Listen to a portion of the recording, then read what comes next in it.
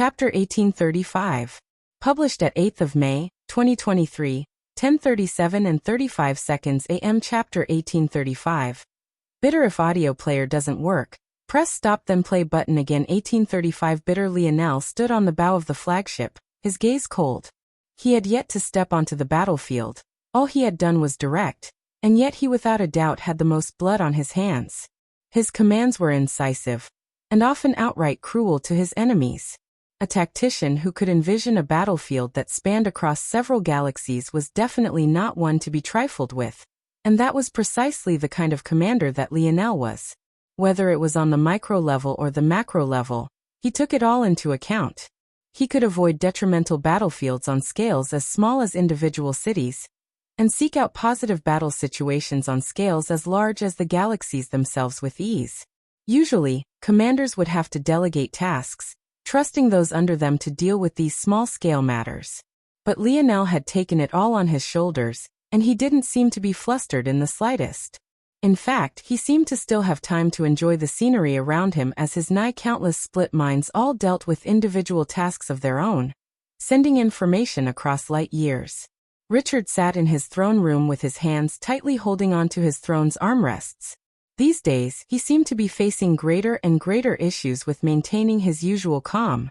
Before he had met Lionel and Aina, he had always been a calm and calculating individual. It was only after meeting them, and Aina in specific, that he began to lose his temper more and more frequently. And now, as though to rub this in, the moment they appeared in his life once again, it was happening once more.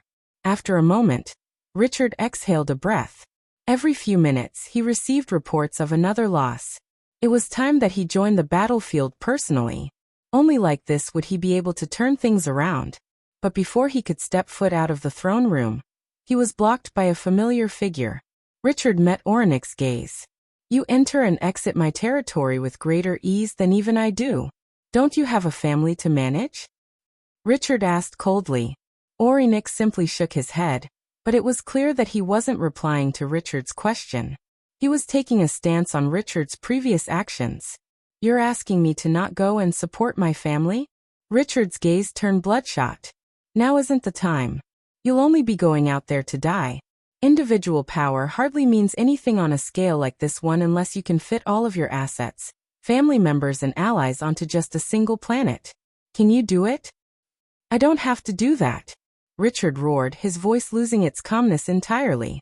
"All I have to do is kill that son of a bitch, while he's protected by a Tier 2 star flagship of Shield Cross stars.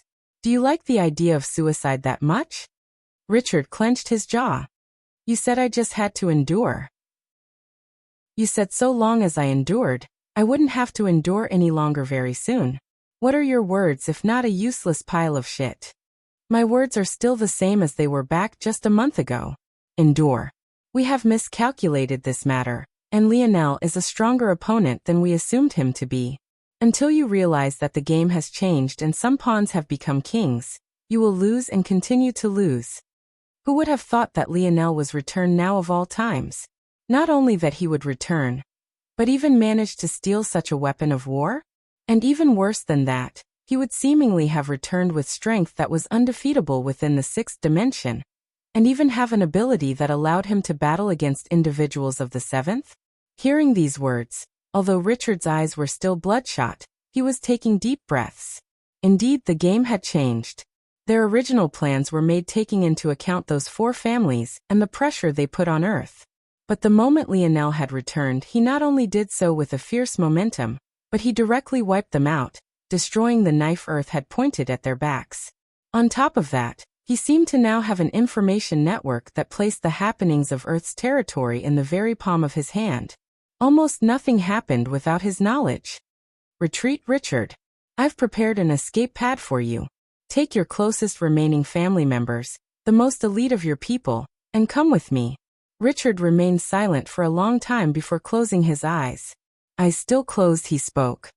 "This is what you've wanted from the very beginning, right? An ally as strong as you?" "Of course." Ornik replied lightly. "We were already allies," Richard replied. "What I mean is my lifeline being in the palm of your hands. Everything will be under your control from now on, right?" If you want to see things that way, I can't stop you, Richard. But you should also understand that if you're under my leadership, not only will things run more smoothly, but I guarantee you will get your revenge, very soon at that. In fact, the destruction of your family will only help. You cannot say that I did not give you a chance to do things on your own.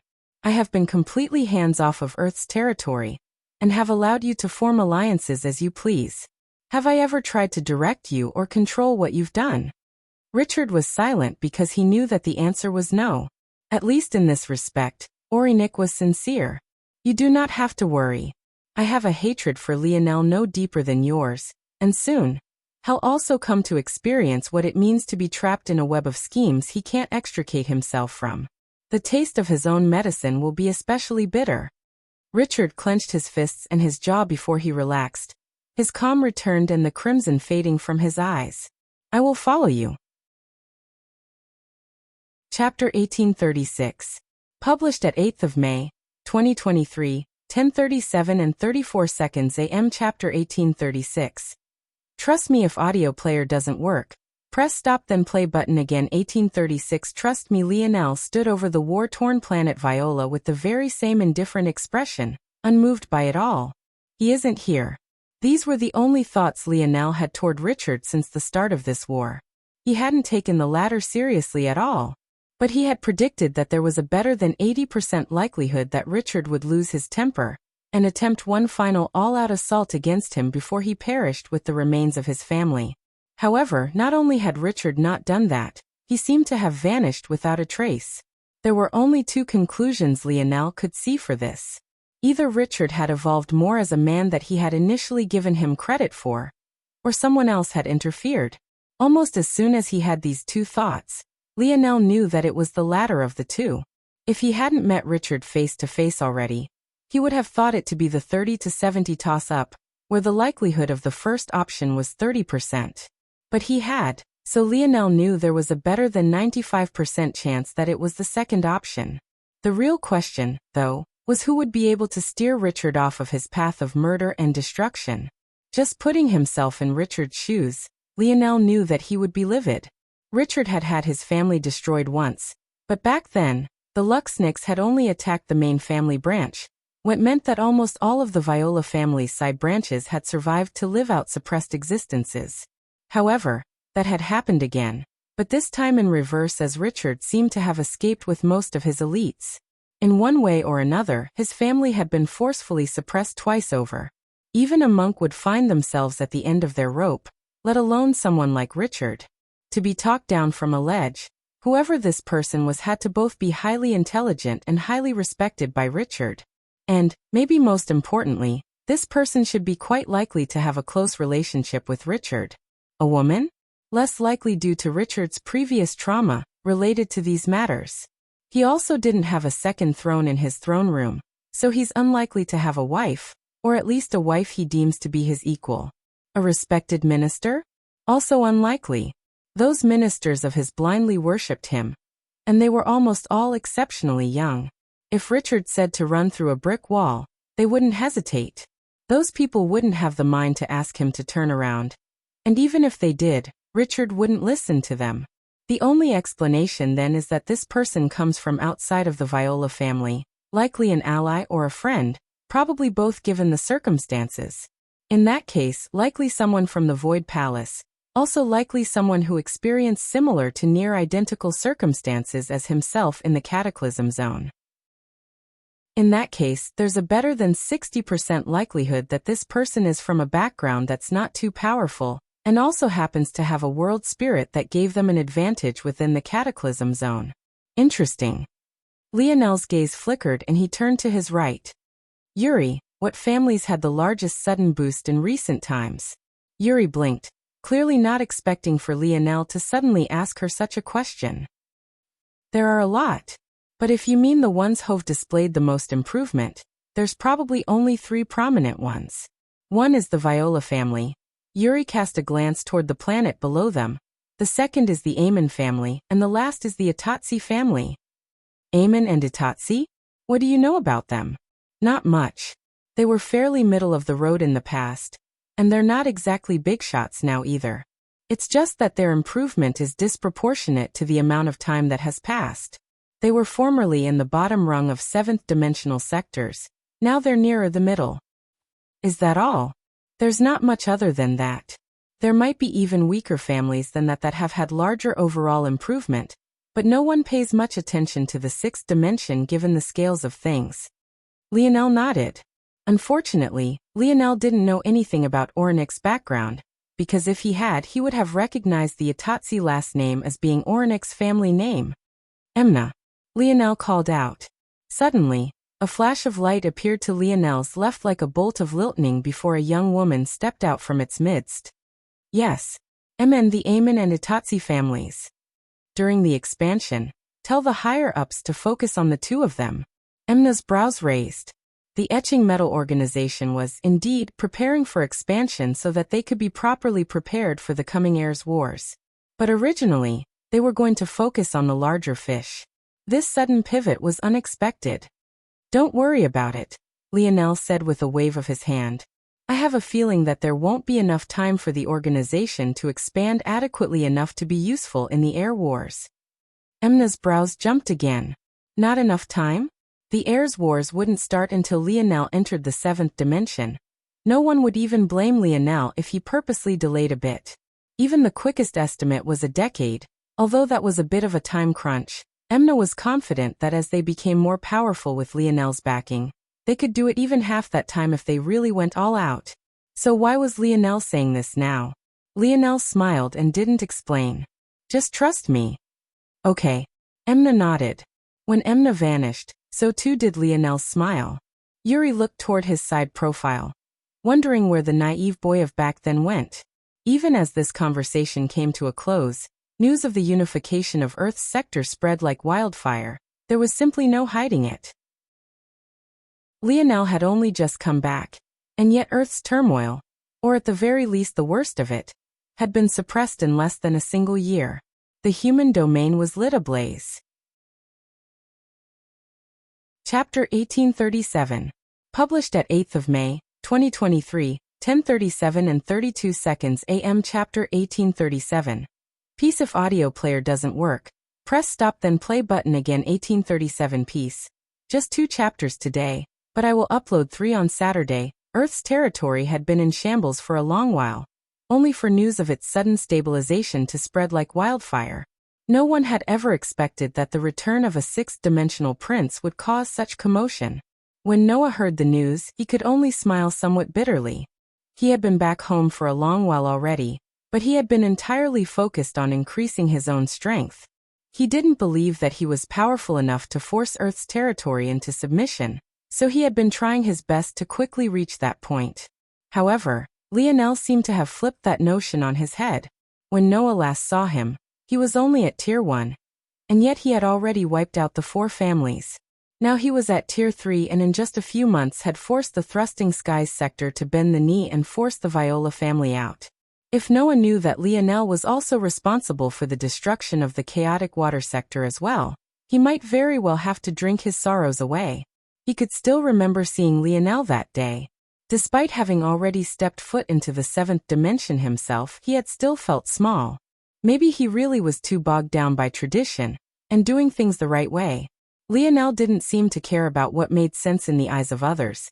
He simply acted to crush those who would deem to stand in his way. Noah could still remember that feeling of weakness after being captured as a slave by the people of that zone. If not for Lionel, who knows what would have happened to him? The impact of Miguel had been especially exaggerated. In fact, ever since their return to the human domain, Noah hadn't seen Miguel even once. It was impossible to tell where he had gone considering the vastness of the universe. But that was definitely a blight on his heart that he couldn't get rid of easily. The gap felt almost too large. Shield Cross stars had less complex feelings about this matter. Mostly because there wasn't anything to feel other than rage. They had been booted out of Earth's territory. And just when they thought that Earth would suffer for their choice, what actually happened was its stabilization. With the contrast between the two states, how could they not be infuriated? Didn't this paint them out to be incompetent? What was even worse than this was that more and more every day, Cross Elder Avon kept getting the feeling that he was being forced to do someone else's dirty work. Guerrero's laughter at his expense still echoed in his mind. The more he thought about it, the more he realized who benefited the most from the collapse of the chaotic water sector. And the more the image of that annoying, smiling brat appeared in his mind. He didn't want to believe it, he refused to believe it, and yet it would practically wake him up in his dreams. His temper became so poor that most simply began to avoid him entirely, and things only became worse when it became clear how difficult it would be to get any sort of information out of Guerrero's. Rather than dealing with the methods of shield cross stars, Guerrero simply entered a deep hibernation unique to their race, cutting off his senses from the world and burying his mind. Not only did this make him immune to torture since he couldn't feel anything, it also made probing and reading his mind nigh impossible due to the complex maze that was the Cloud race's Cloud figure. The only drawback of this hibernation state was the fact that Guerrero's could only rely on another member of his race to wake him up, as he couldn't do so naturally. But even so, he chose to take this route without hesitation, frustrating Avon to an extreme. This time, even the reinforced desks couldn't survive his wrath. In just a week he went through 3 of them, each one worth tens of times the yearly revenue of a powerful 6-dimensional city. Shield cross stars weren't the only ones frustrated. The other sectors eyeing Earth's next expansion, and the remaining territories within Earth's who knew they were next, were all frustrated. They had thought that they could just sit on the sidelines and reap the benefits when the time came, but reality was often cruel. The systematic oppression they faced under Lionel's leadership was suffocating. And the most shocking part was that Earth's core armies never made a single move, still silently improving themselves in the main region of Earth's territory. Lionel utilized Shield Cross Star's flagship and many somewhat lesser quality warriors to completely rout them, leaving them no chance for retaliation. There was simply nothing to take advantage of, and those that remained within Earth's territory knew that they would be next the moment Lionel finished consolidating everything in the 3-pillar sector. However, to their surprise, after crushing the rest of the Viola family's opposition and swallowing up their territories, Lionel came to a full and complete stop. Those watching from the sidelines felt their hearts go cold upon seeing this. Nadonwe T. Ino Niino and Norfile hit Cammand of the Hattlefield Way Neen like Amthenothu, had ever seen Hefer Vano Cradiasiknften let their Nixis clan their judgment, and often pressed too hard once they had gained an advantage, not realizing that it only took a single mistake to lose everything. Compared to others, Lionel had even more of a right to be cocky. He had subdued 2 entire sectors in just a few months. Why shouldn't he feel arrogant? And yet, despite having a clear and strategic advantage, and having the momentum necessary to stake a claim onto the rest of Earth's territory, he did nothing of the sort, pulling back and retreating into the darkness in complete silence as though nothing had happened at all.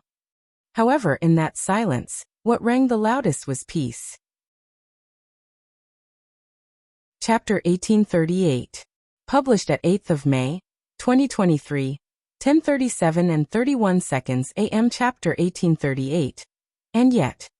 If audio player doesn't work, press stop then play button again. 1838. And yet. Lionel sat in silence, his thoughts unreadable. It was hard to tell whether he was happy or unsatisfied with what was going on around him, despite the fact that it was a clear and undeniable victory on his part. In his mind, though, Lionel was quite unsatisfied. He didn't believe that there was anything to be happy about at all. As far as he was concerned, the moment he came back, this result was essentially inevitable. Was there a need to be happy or prideful about something that was guaranteed? It had been about half a month since the collapse of the Viola family, and the Etching Metal organization had already begun to work on Lionel's asks. In fact, a preliminary report on those 2 families had already been given to Lionel, and he had circled one very important thing. Head of the Itatsi family, Orinik Itatsi. It was a simple bit of information, one accessible to almost anyone even without such a large and robust information network.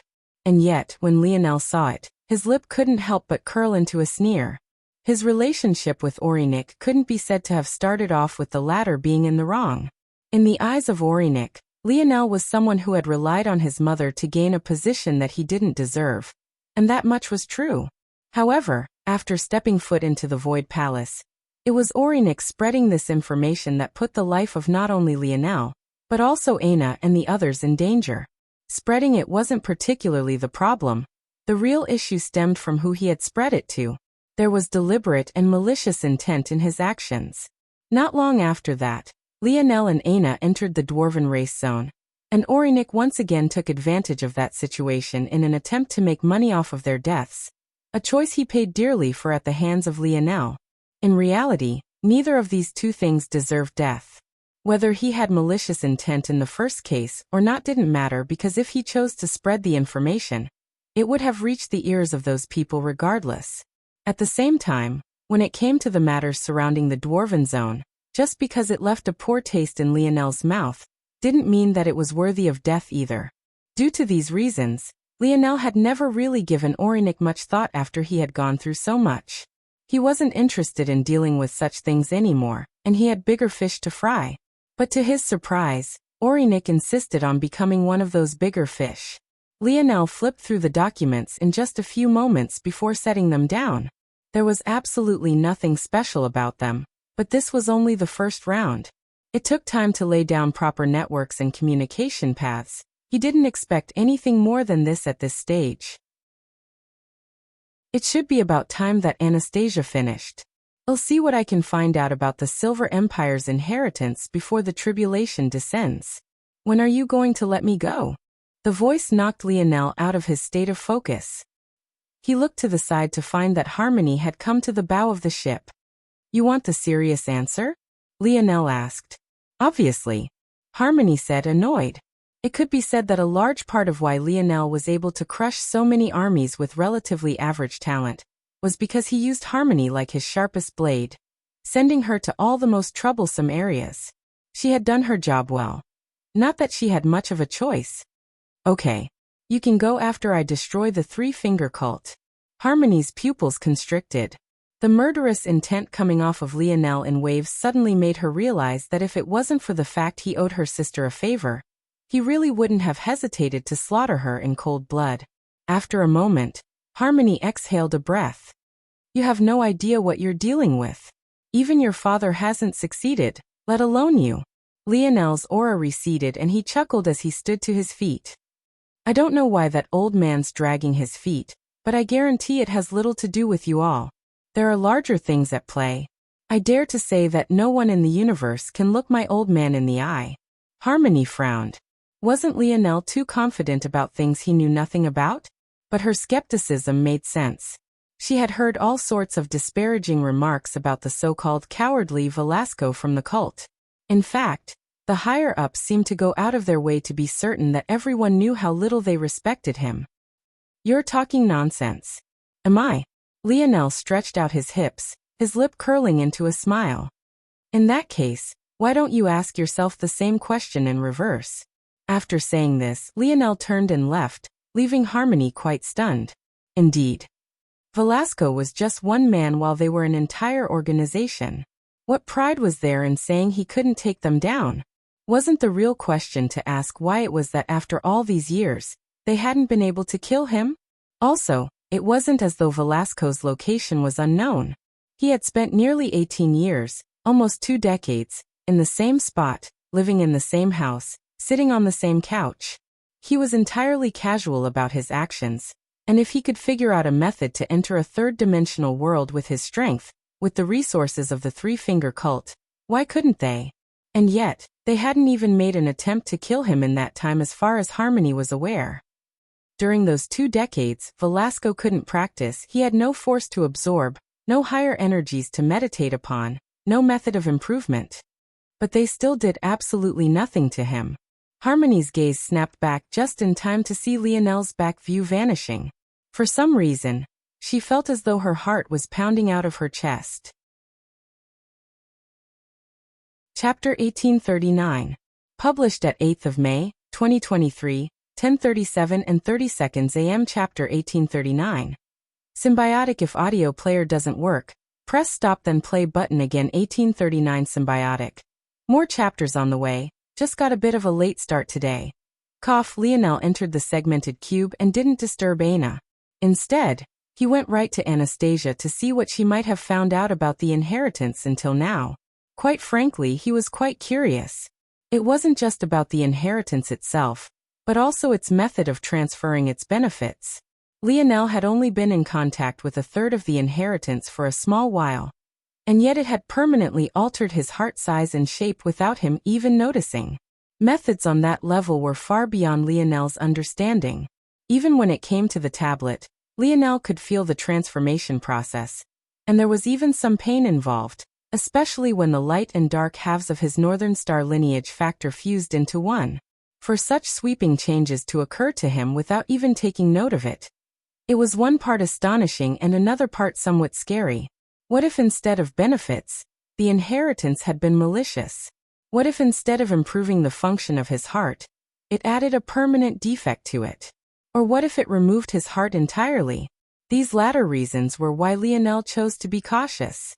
If even his senses were useless in checking and monitoring the changes of this inheritance, then diving head first into it might very well be a mistake that he would never be able to extricate himself from. Any news? Lionel stepped into the lab to find a floating little girl. This inheritance is quite amazing.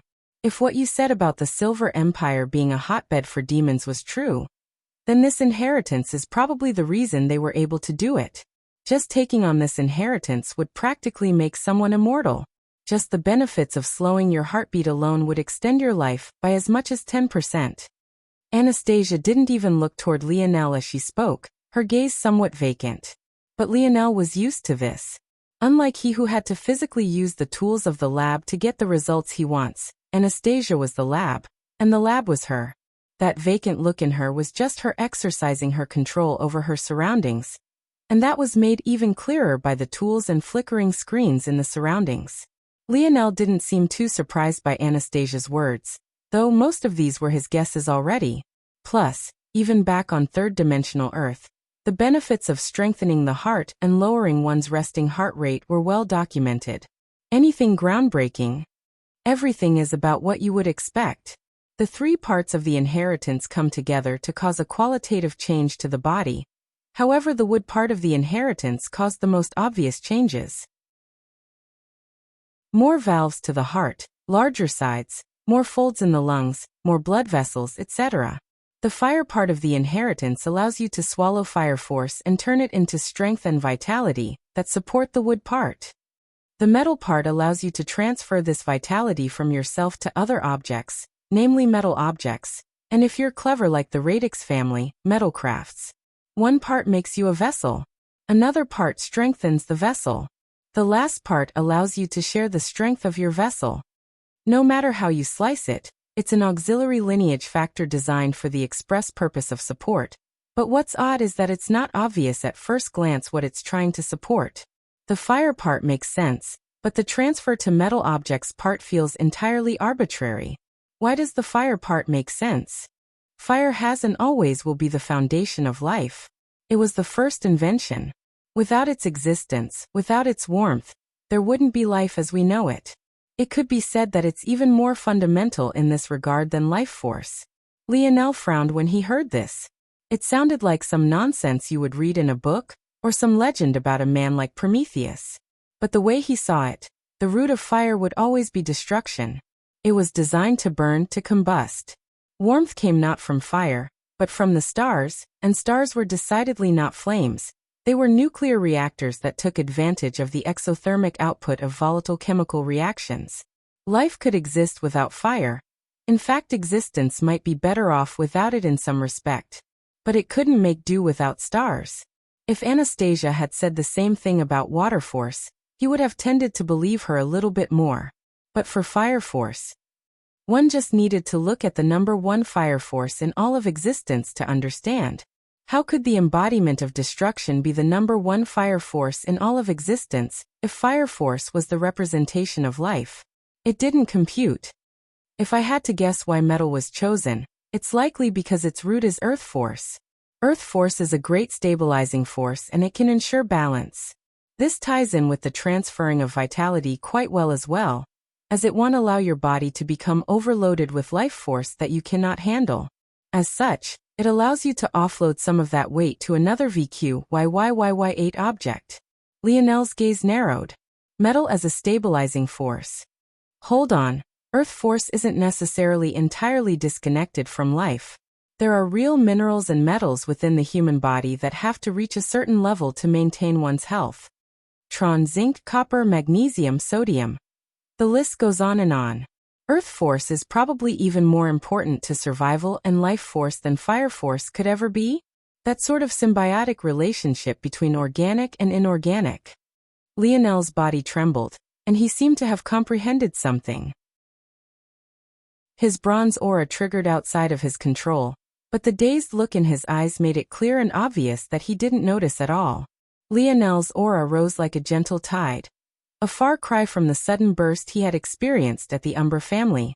Even so, he crossed a major threshold, entering Tier 4. Chapter 1840. Published at 8th of May, 2023, 10:37 and 29 seconds AM. Chapter 1840. Slow and steady? If audio player doesn't work, press stop then play button again. 1840. Slow and steady? Lionel's progress was like a gentle tide. His aura like the warm embrace of the first rays of sun in the morning. The way Lionel looked at his divine armor and metal body felt different now. They didn't feel like extensions of himself granted by his lineage factor. Rather, they felt more like fundamental aspects of his being. And he even somewhat regretted how he had constructed them now.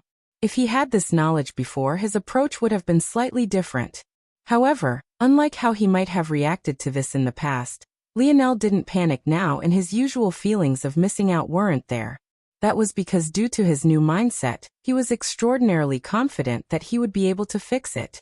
His divine armor and metal body weren't rigid, immovable constructs. They were him just as he was them. If one wanted to change the composition of metals in their body, there were all sorts of methods even a third-dimensional human could use, let alone Lionel, who was now in Tier 4 of the 6th dimension, and had a lineage factor specifically tailored for this.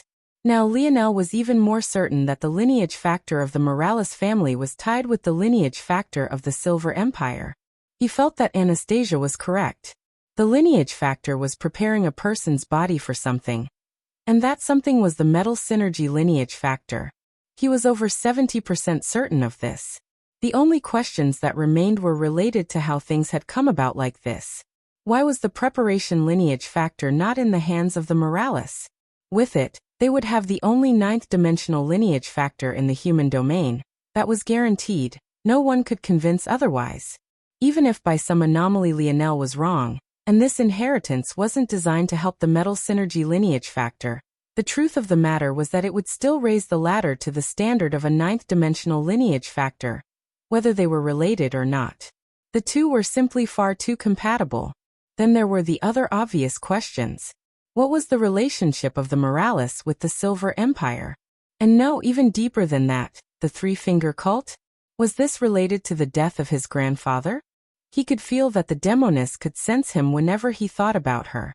It was the uncomfortable feeling of someone looking over his shoulder while he was trying to do work, scrutinizing his every action.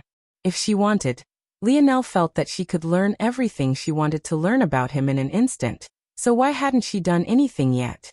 Could it be that she wanted this inheritance to fall into his hands? Could she be indifferent to it all? Could it be that she was afraid to take action because of his father?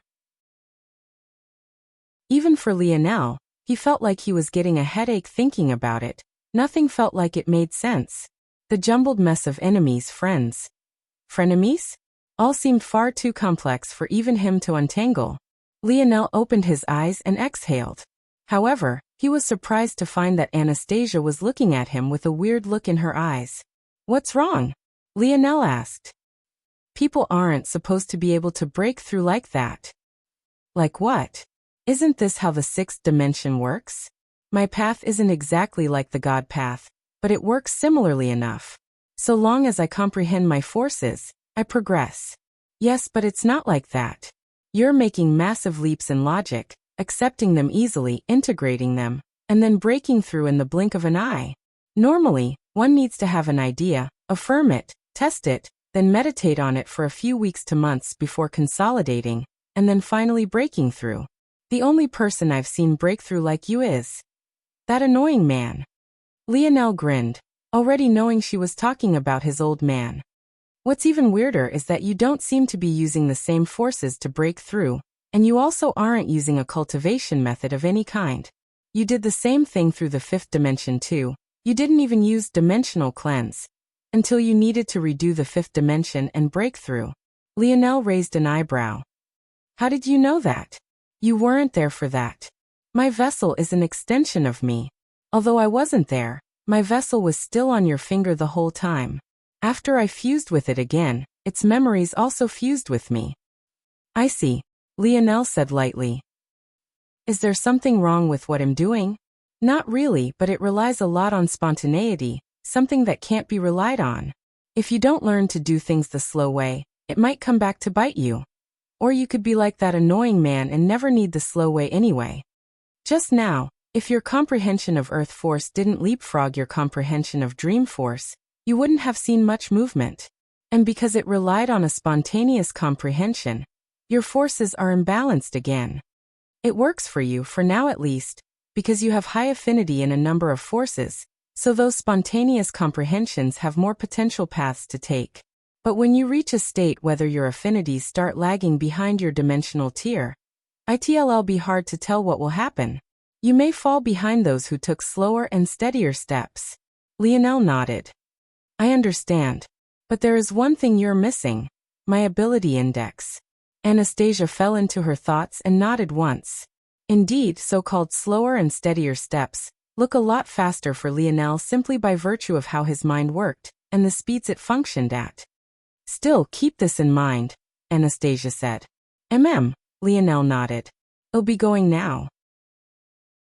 I was wondering if it was worth it to put in the effort to gain this full inheritance, but I feel that there's no doubt now. I have to have it. Chapter 1841.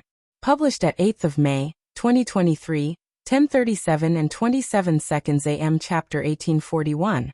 Restrictions. If audio player doesn't work, press stop then play button again. 1841 restrictions. Not long later, Lionel sat in the midst of the meditating youths of the Radix, Midas and Florer.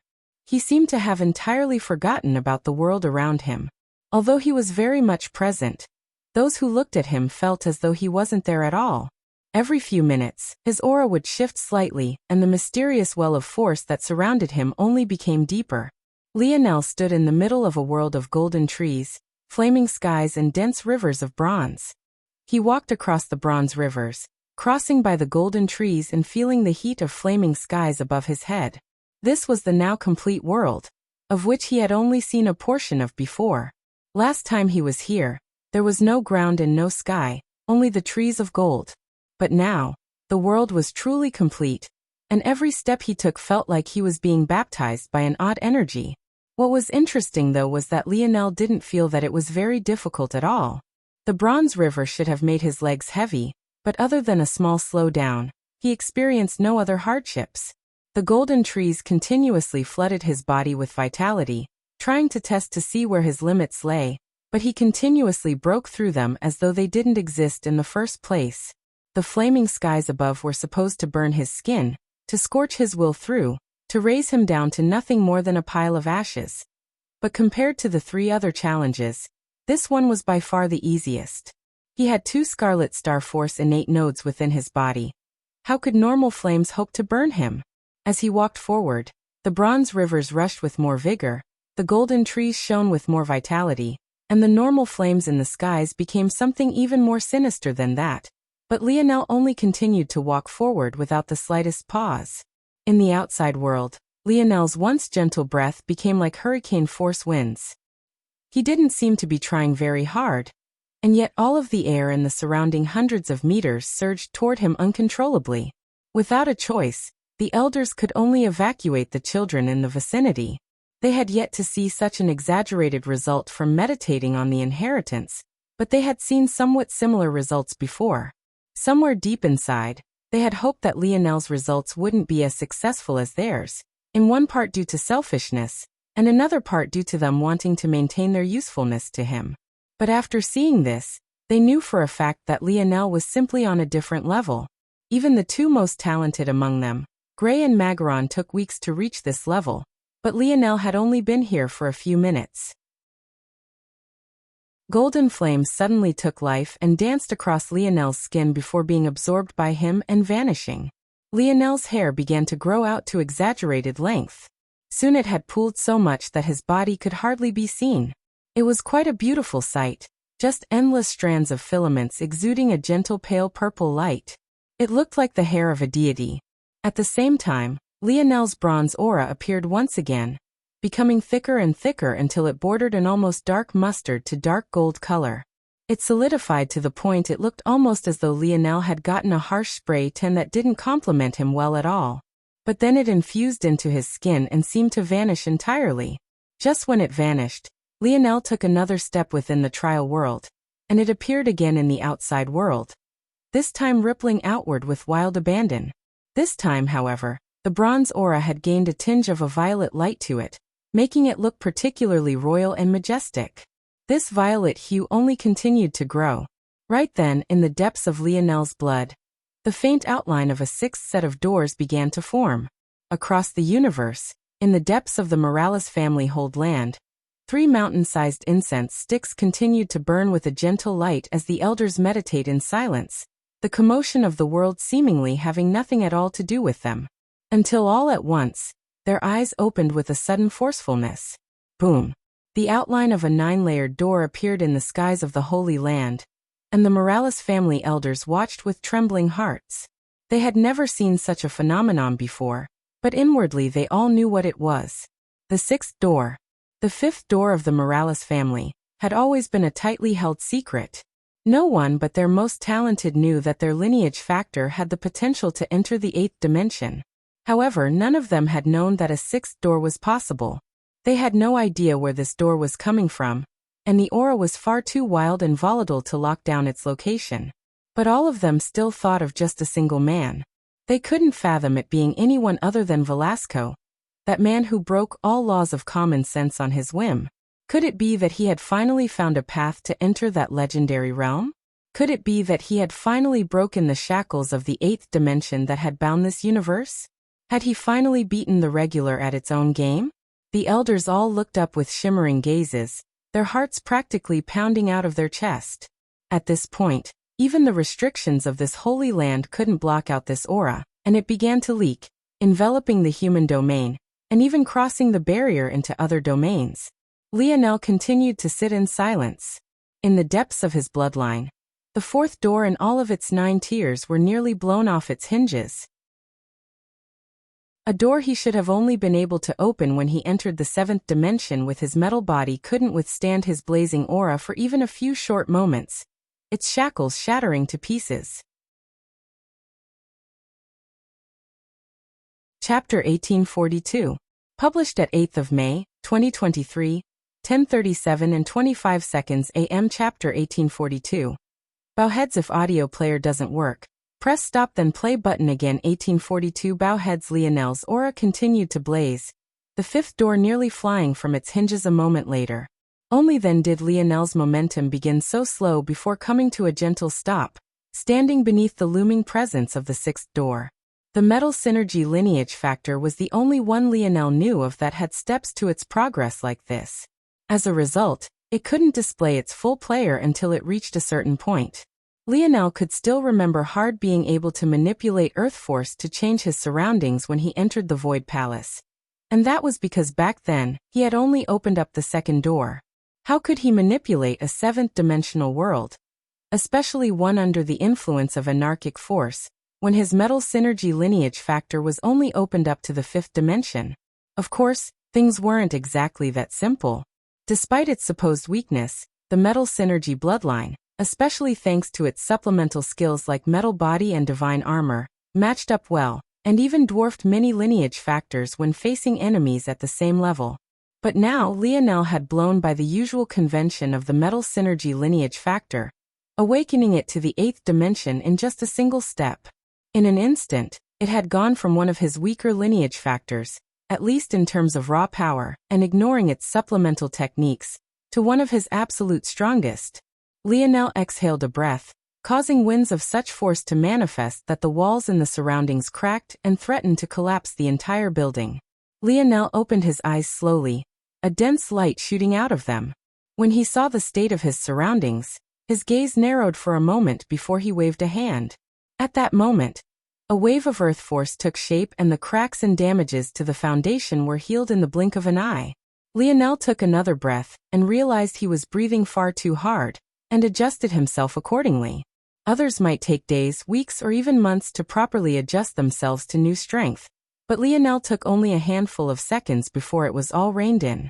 With a hand, Lionel grabbed at his hair and cut it short once more before storing it and standing to his feet. Lionel looked toward the inheritance and his gaze narrowed. Whether it was the chalice, the flame, or the wood ball, all of them had greatly dimmed. It seemed there was a limit to the number of times these treasures could pass on the full inheritance. Lionel wasn't sure if they would recover with time, or if this was permanent, but there was already nothing much he could do to change things. Lionel ruffled his hair and turned to leave. He had a feeling that something big would happen quite soon. Unfortunately this time, it was probably his fault. This change would catalyze a lot of things to happen on a faster timeline than he thought might otherwise happen. This was fine though. Now he felt even more confident about certain things. Even on a slower timeline, there was no guarantee he would be able to reach this level of strength. %% as Lionel thought. The sudden burst of an aura that transcended anything they had ever felt before coming directly from the Morales family had made many feel as though they were standing on tenterhooks. It only made things worse that Lionel's appearance had completely stabilized the situation in Earth's territory, ruining any chance outside influences had to take advantage of the situation. The momentum of the Morales family felt too fierce. Not only did the races outside the human domain want to stifle it, but so too did even humans themselves. As Wise Star Order had said, humans were simply too divided. In such a volatile world, any other race facing this sort of existential crises would have long since come together. In fact, this wasn't just speculation. Not long ago, something very similar had happened to the Dwarven race after their first eighth-dimensional world appeared. They had pulled themselves together and fought tooth and nail before succeeding in defending their territory. And what were humans doing? They had yet to pick out a leader. Earth was on the verge of entering the eighth dimension anytime now. And it was already obvious that other races were making their moves, but they were more worried about the Morales family gaining too much power too suddenly. Within the Itatsi family, Orinik sat in a courtyard sipping some tea. To his side there was Richard and an unknown young man. Or at the very least, he was unknown to most of the world as he had only just come onto the scene. He was none other than the current head of the Amon family, Montero. They all looked up into the skies when they sensed the aura, their expression frighteningly serious. They fell into silence for a long while, no one speaking for as much as half an hour until an attendant ran in and respectfully handed Orinik a summary report. When Orinik finished reading, he passed it to the other two and smiled lightly. It seems that this time came sooner than I thought it would. We just need to make a subtle little push. What do you intend to do? Montero asked. It's simple really. The Morales family needs to be knocked down a peg. Lionel Morales needs to be knocked down a peg.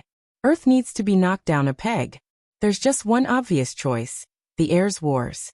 Richard and Montero frowned. Seeing their reactions, Orinik chuckled. You two look at the heirs' wars too simply. This isn't just a stage for the Morales family to pick a successor. Why do you think the Constellation families do not participate? It's because they too know that it means more than just a few juniors fighting it out. If the Constellation families participated, it wouldn't just be a friendly clash to pick out the heir with the best future potential. It would instead be a domain war of the human domain. The hearts of the two men skipped a beat. So you want to? Well, we don't really need to do much at all. We just need to plant some seeds. Despite the talent of the other heirs, the one everyone fears the most is Lionel. If the Morales family ends up in his hands, it won't be long before the human domain is ruled by them. And there are too many who don't want to see that day come. You want to force the Morales family to hold the heir wars ahead of time. Orinik's lip curled. Just the act of holding it before they want to will be a slap to their face. It will slow their momentum and humiliate them on a world stage. In addition, because Lionel has yet to enter the seventh dimension, and lost 20 years of preparation, his loss is almost guaranteed. once he loses the right to lead the Morales family. Well, haha, I will keep some things to myself for now. Will the Morales family bow to such pressure, though? Richard asked. You're still too naive, Orinik laughed. There is no absolute power in the human domain, even in regards to the Morales family. Will they bow their hands? Haven't they done so already once before? Why do you think Velasco isn't the patriarch of the Morales family right now? You can't really believe he just didn't want such power, right? The eyes of the two young men opened wide. The two couldn't help but look toward one another, seeing the clear shock in one another's eyes. *% in a distant place across the universe. Velasco looked up from teasing his wife, his gaze narrowing. In the end, in a rare moment of solemnity, he sighed. However, his sigh had nothing to do with the pressure the Morales family would soon face. That demoness sunk her claws into my son? His gaze became frighteningly cold. He didn't sound like a man that was ignorant of the Silver Empire's inheritance at all. But oddly enough, he didn't seem to be worried about Lionel using it either. And yet he was enraged. No, more accurately annoyed. As for why, maybe only he and a select few knew. Chapter 1843. Published at 8th of May, 2023, 10:37 and 23 seconds AM. Chapter 1843. Pretentious. If audio player doesn't work, press stop then play button again. 1843. Pretentious. The Morales family was incredibly complex in structure. One didn't need to be a genius to understand this. Just knowing that they had over 1 billion youths born into the Nova generation was enough to necessitate this. Also, these were just the number of youths that had awakened at least one of their lineage factors, and couldn't represent the total number of youths born into this generation as a whole. If there were so many born into just a single generation, then it was all too clear just what kind of scale the Morales family was on. Things only became more complex in recent times due to the 20-year time dilation. Because of the circumstances, the next generation of youths, the post-Nova generation, had already been born. Usually, these youths would be gearing up for their own air wars in just another decade or so, but they had ended up unlucky in this regard. With the Nova generation having yet to claim its patriarch, the post-Nova generation might never get a chance to. It also didn't help that while the number of heirs to the Nova generation was much larger than previous years at 7, the post-Nova generation actually had even more, with 9 awakening 2 lineage factors. To the Morales family, this was actually a good problem to have. With so many talents, the elders spent their days smiling so wide that their wrinkles seemed to have entirely smoothed out. But to the rest of the world, this was just another item on the checklist of reasons the Morales family had to be suppressed. Their momentum was too great, and it only seemed to be growing more and more every day. Orinik was a lot of things, but a fool wasn't one of them. At the very least, he was correct that there was only so much idling the remainder of the human domain would continue to do. And Lionel would seem to be the catalyst for many of these things. The current patriarch of the Morales family was a man who went by Alejandro Morales. He was the father of First Nova, Adderworth, and a man known for his calm temperament and even-keeled approach to things, a far cry from the usual madman the Morales family placed in power. It could be said that it was thanks to Alejandro that the Morales family hadn't been dissected by their enemies.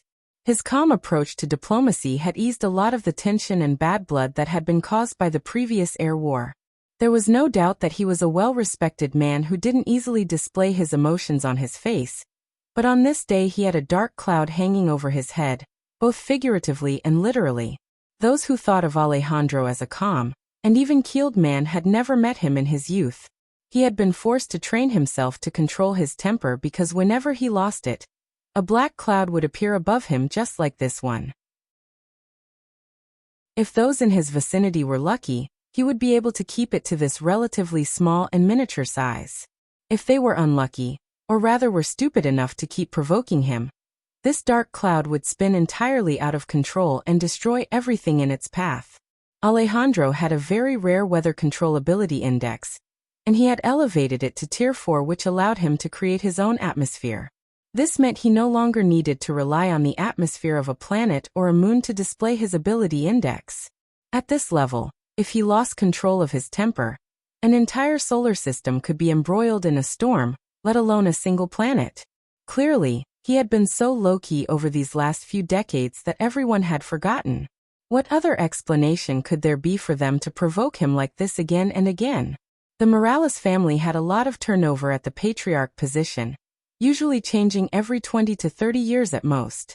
This was because their personalities were very suited to leadership to begin with. They were all much too hot-blooded. Alejandro had managed to rein in his temper because he thought he would only have to endure 2 decades of this bullshit. Come to find out that his position would be extended by another 2 decades on top of that. He was already reaching the end of his fuse, and then this nonsense kept coming on his desk again and again. Fuck. Boom. The cloud above his head released a resounding clap of thunder that sent a powerful sound wave in all directions. The window shattered, the walls cracked, the very foundation of the building quaked. Adworth, who was sitting across from his father, slowly lowered his palms from his ears. Clearly, he had been prepared ahead of time, although the result was still jarring. I don't want to read this shit anymore, read it to me. Alejandro threw over a large pile of leaders and leaned back in his chair with an annoyed expression, bringing out a cigar. Adworth shook his head, but eventually still opened up the next one and cleared his throat. Greetings from the Leo family. We are concerned that with the coming race war, the Morales family will be leaderless while moving into this new era. The position of patriarch of the Morales family is one that changes the direction of the whole of the human race. It is best if this is no longer delayed, as it would only be a detriment to the human domain. In proving that we of the Leo family are properly invested in this matter, we are willing to send juniors to participate as well. We are committed to boom. Alejandro's desk shattered. His fuse was really short these days, he had no patience for any of it. Tell them to go fuck themselves. They must really think him a pushover. Fuck, let me see that letter, I want to see the handwriting. If I don't kick the ass of the bastard who wrote that pretentious pile of shit, I'm going to explode. Adworth could only speechlessly hand the letter over to his father. Chapter 1844. Published at 8th of May, 2023, 10:37 and 21 seconds AM. Chapter 1844. Excellent. If audio player doesn't work, press stop then play button again. 1844. Excellent. I knew it was that bastard Vanuzzi. He's the only one of those pricks who thinks himself to be a scholar despite having the IQ of a pile of shit from a donkey's ass. Adworth's lip twitched. The world hadn't seen his father's foul mouth in too long, so they had clearly forgotten. But he and his mother were all too well aware, they could only allow the man to rant. So, Adworth did so until Alejandro seemed to have finally run out of breath. We're going to have to do it anyway, Dad. Alejandro looked toward his son with bloodshot eyes as though he could swallow him whole. For a second, he saw a reflection of himself 40 years ago, back when he still had the patience to remain calm. The apple didn't fall too far from the tree, so Alejandro knew all too well that his son had a temper no less fiery than his own. It was just that the two had bothered to learn how to control it, unlike many of the others. Even so, he felt like he wanted to take a bite out of his son's head right now, even though he knew that he was correct. There were certain things that had to be done in the name of keeping the peace. If a family only knew how to move forward and never took a step back, things could easily reach a point of no return. However, the goal of these people was too infuriating. Holding the air wars was for no other purpose than to suppress Lionel. Even Sixth Nova Valor had now stepped into the 7th dimension after so long at the peak of the 6th. The youths of the Cataclysm generation were also taking that step one after another. The only one at a decidedly cruel disadvantage was Lionel. This was infuriating on multiple fronts. For one, the Morales family had no desire to suppress one of their own. And secondly, these actions were like the world saying that his own son was inferior. Even if he was inferior to Velasco, did his son not get a chance to at least prove himself before the world decided that he couldn't match up to the former son? This enraged Alejandro just as much as anything else. But even a step beyond this, it was clear that the greatest goal here, especially with the Constellation families insisting on taking part, was to kill Lionel. Even in the case that they didn't kill him, it was to at least knock him down a peg, to crush his confidence, maybe even to do him harm that he couldn't heal from, to cripple him. This was the underlying motivation of all of this, and they were asking Alejandro to sanction it. To them, If so many families were participating at once, it would be impossible for Velasco to target all of them. Not to mention the fact that it would only be the juniors participating to begin with. Lionel's life wasn't what was truly important here. It was his connection with Earth. If a Prince of Earth became the patriarch of the Morales family, what that meant and represented was on a completely different level than the current status quo. The Morales family would have every right to move in and monopolize the whole of Earth. This was something the other families could not allow. And as such, Lionel couldn't be allowed to continue pressing forward and growing at his own leisurely pace. With everything laid out like this, there was little the others could do. If the Morales family was firm in rejecting this, then the one to suffer the most would be Lionel. Those families had taken this approach for the sake of maintaining a faint veil of cordiality. If the Morales rejected, then it was just another step toward shedding all pretenses, and they would have to be ready to war with the whole of the human domain. That doesn't mean we have to roll over either, Adderworth said with a smile. Alejandro, who was already annoyed, just rolled his eyes. Just get to the point. You're so long-winded. I swear you get it from your MO. Alejandro immediately stopped and cleared his throat. His eyes darted around, and he only breathed a sigh of relief after he realized his wife wasn't here. He had almost forgotten himself as he lost his temper. That could have ended very badly. Adderworth raised an eyebrow but just chuckled in the end. Since they want to participate, let them participate. But not as supporters but as heirs themselves. Since they like to think themselves capable of suppressing our family, I'd like to see what they can do when they're forced to be on a stage with us. Alejandro slammed his palms on the table. Excellent. Firstly, this could be packaged as an event separate from the Heirs Wars, although it would functionally still be the Heir Wars. Due to this, the hit the Morales family took to their reputation would be minimized. Secondly, it would give the Morales family heirs a chance to completely suppress the heirs of the other families and crush them one by one, thus mitigating the blow to their reputation even further. In fact, there was even an opportunity to gain reputation.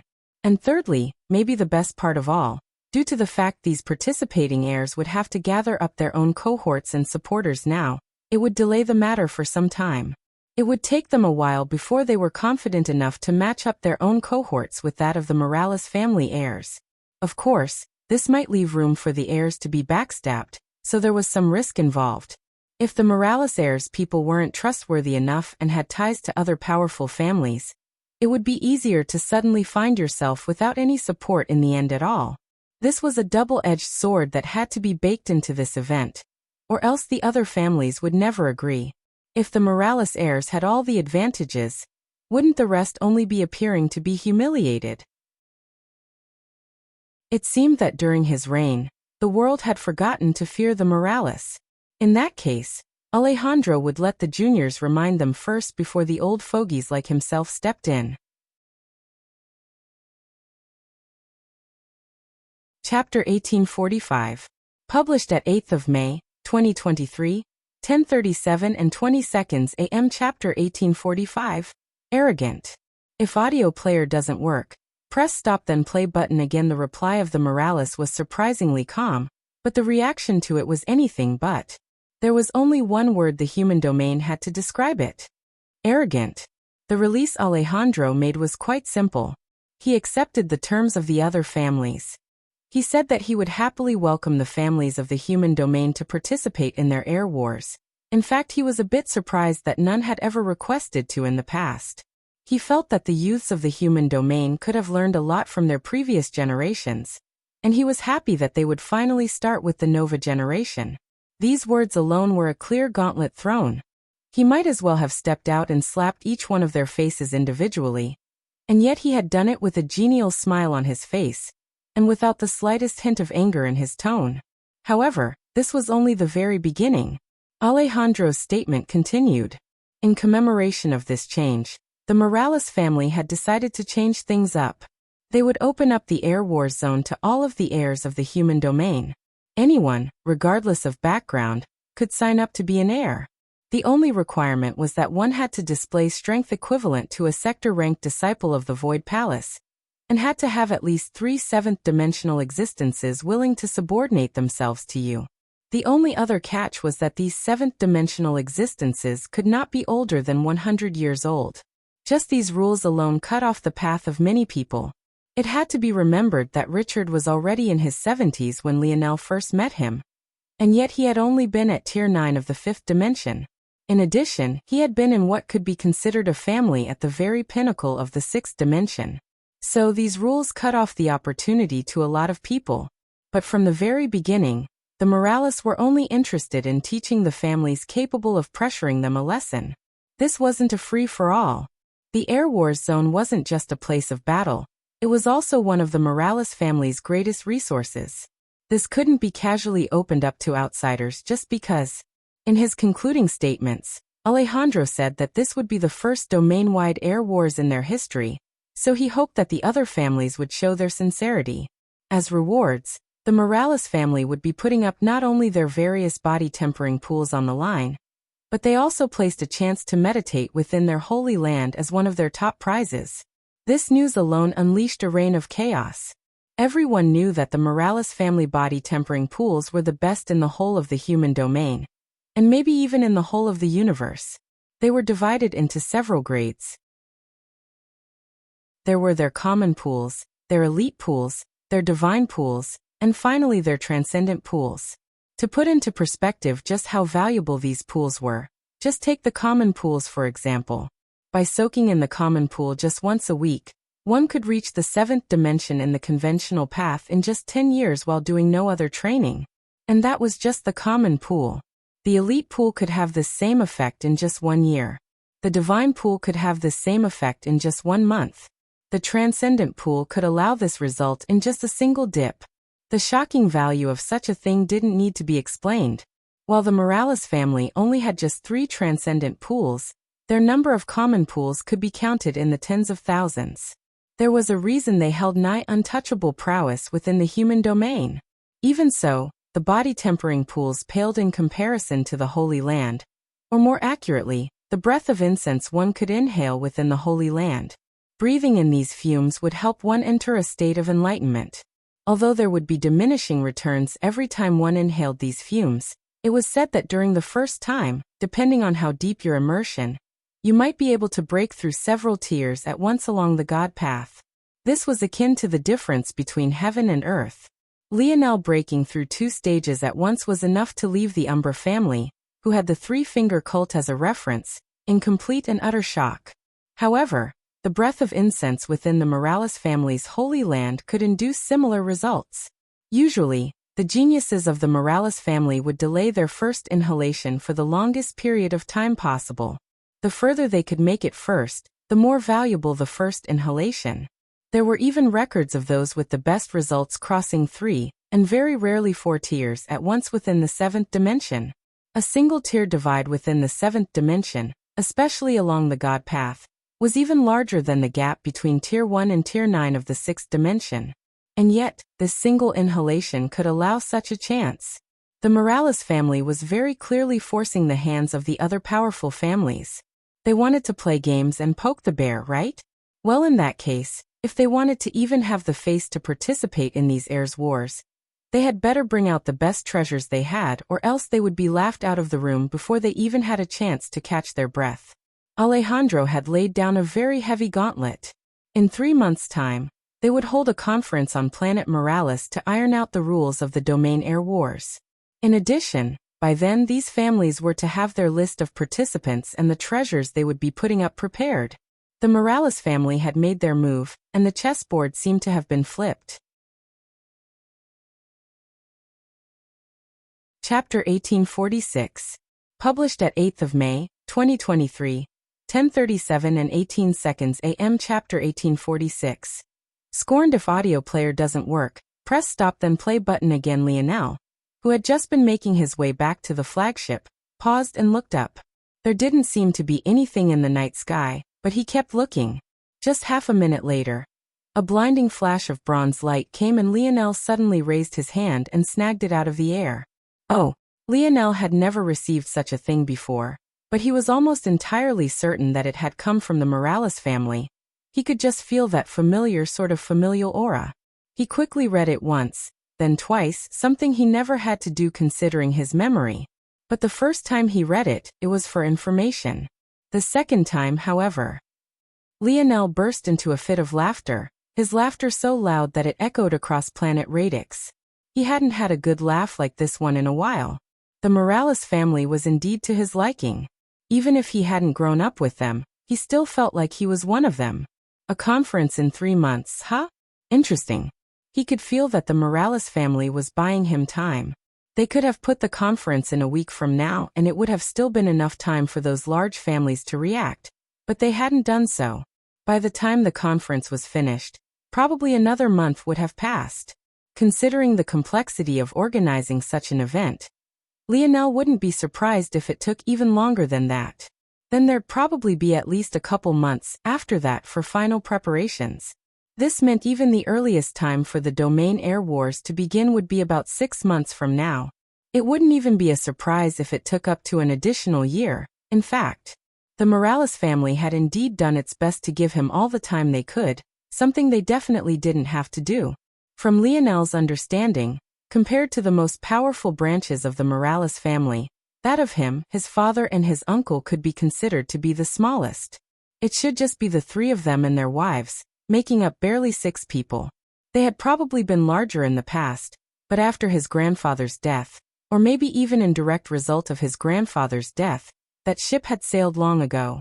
This was to say that the influence they had on the family outside of their personal prowess was limited and definitely couldn't be compared to the other 6 heirs, especially now Adworth and Alejandro, who currently headed the ruler faction of the family.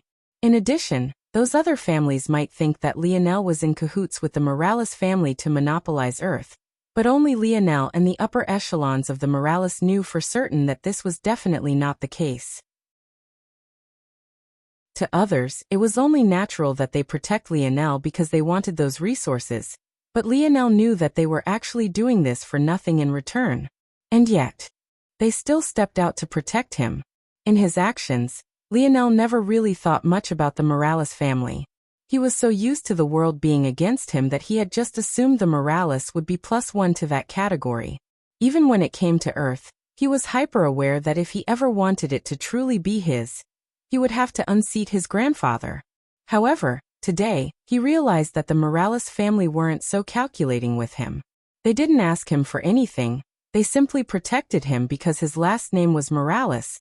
They didn't need anything more. Lionel felt a hint of guilt in his heart when he thought to this point. Slowly, Lionel closed the letter and carefully put it away. Lionel titled his head up to the skies again and closed his eyes, falling into silence. He wouldn't allow the Morales to be humiliated on his behalf. Since these families wanted to pressure them, he would just have to make them pay a price they weren't willing to. They all knew that the human domain needed to unite against their common enemy, and yet instead of doing so, they were more worried about who would come out on top in the end. Even though Lionel wanted to take the Ascension Empire from his grandfather, did he ever do anything to harm Earth? Even though he wanted the Morales to be under his rule, did he ever harm his cousins? His actions were always measured, and when need be, he stepped out to help even if it was in detriment to himself. However, it was clear to him that the human domain and their powerful families wouldn't be sensible. In that case, there was only one path forward: absolute power. He would crush them one by one until they could no longer raise their heads, and he would start with their little prides and joys. Lionel opened his eyes and his gaze became entirely restrained. At that moment, he looked no different from a commoner youth without the slightest hint of energy leaking from him. With a step forward, he vanished. In the depths of the human domain, there was a particular alliance that was stirred by this, and that was the very one headed by the Omen family. The family who stood maybe in most opposition to the Morales outside of the Suyarf family. The Omens, the heads of the Force-Crafting Guild Alliance. The scorned Queen Beauty had been completely silent in recent decades, not making any splashes more movements. She simply silently went about her business, and the Force-Crafting Guild continued to flourish under her rulership, growing silently more powerful every day. Even months ago, when she received news that her record in the Void Palace had been broken, she hadn't made any movements whatsoever. However, when news of the Morales family's domain conference reached her ears, She casually told one of her attendants to prepare transportation for her on that day. For the first time in decades, Cynthia Oman, the scorned Queen Beauty, was going to make a public appearance. Chapter 1847. Published at 11th of May, 2023, 2:39 and 13 seconds p.m. Chapter 1847. Thank you. If audio player doesn't work, press stop then play button again. Lionel appeared on the flagship again and looked in a certain direction before a smile bloomed on his face. Not bad, he thought to himself. He had been paying attention when Raylion first took the demon pill. As he had expected, the process was anything but pretty. For all intents and purposes, he had practically died. However, Raylion was very special for one reason, and that was that his ability index was telekinesis. Lionel hadn't thought about it much before, but after piecing together that Yuri was most definitely a spiritual, he realized that the ability index she displayed was most likely not her real ability index. Of course, it had to be remembered that Yuri's ability index was also telekinesis, or so it seemed.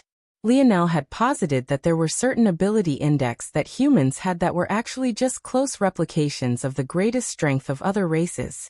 There was also a specific category of soul-type ability indexes that gave humans abilities ranging closer to what one might expect a spiritual to have. For example, Wise Star Orders and Era's Immortality Ability Index was actually just an ability that spirituals are naturally born with. Likewise, telekinesis fell into this category as well. Lionel didn't believe that he was unique. If he could find a method to separate his soul from his body under semi-natural conditions, he believed that other humans could do it as well. They just had to have a certain impetus and a baseline level of talent for it. And in the case that they succeed, the benefits to their related soul talents would benefit greatly as well. In truth, Lionel's real hypothesis was even crazier than that.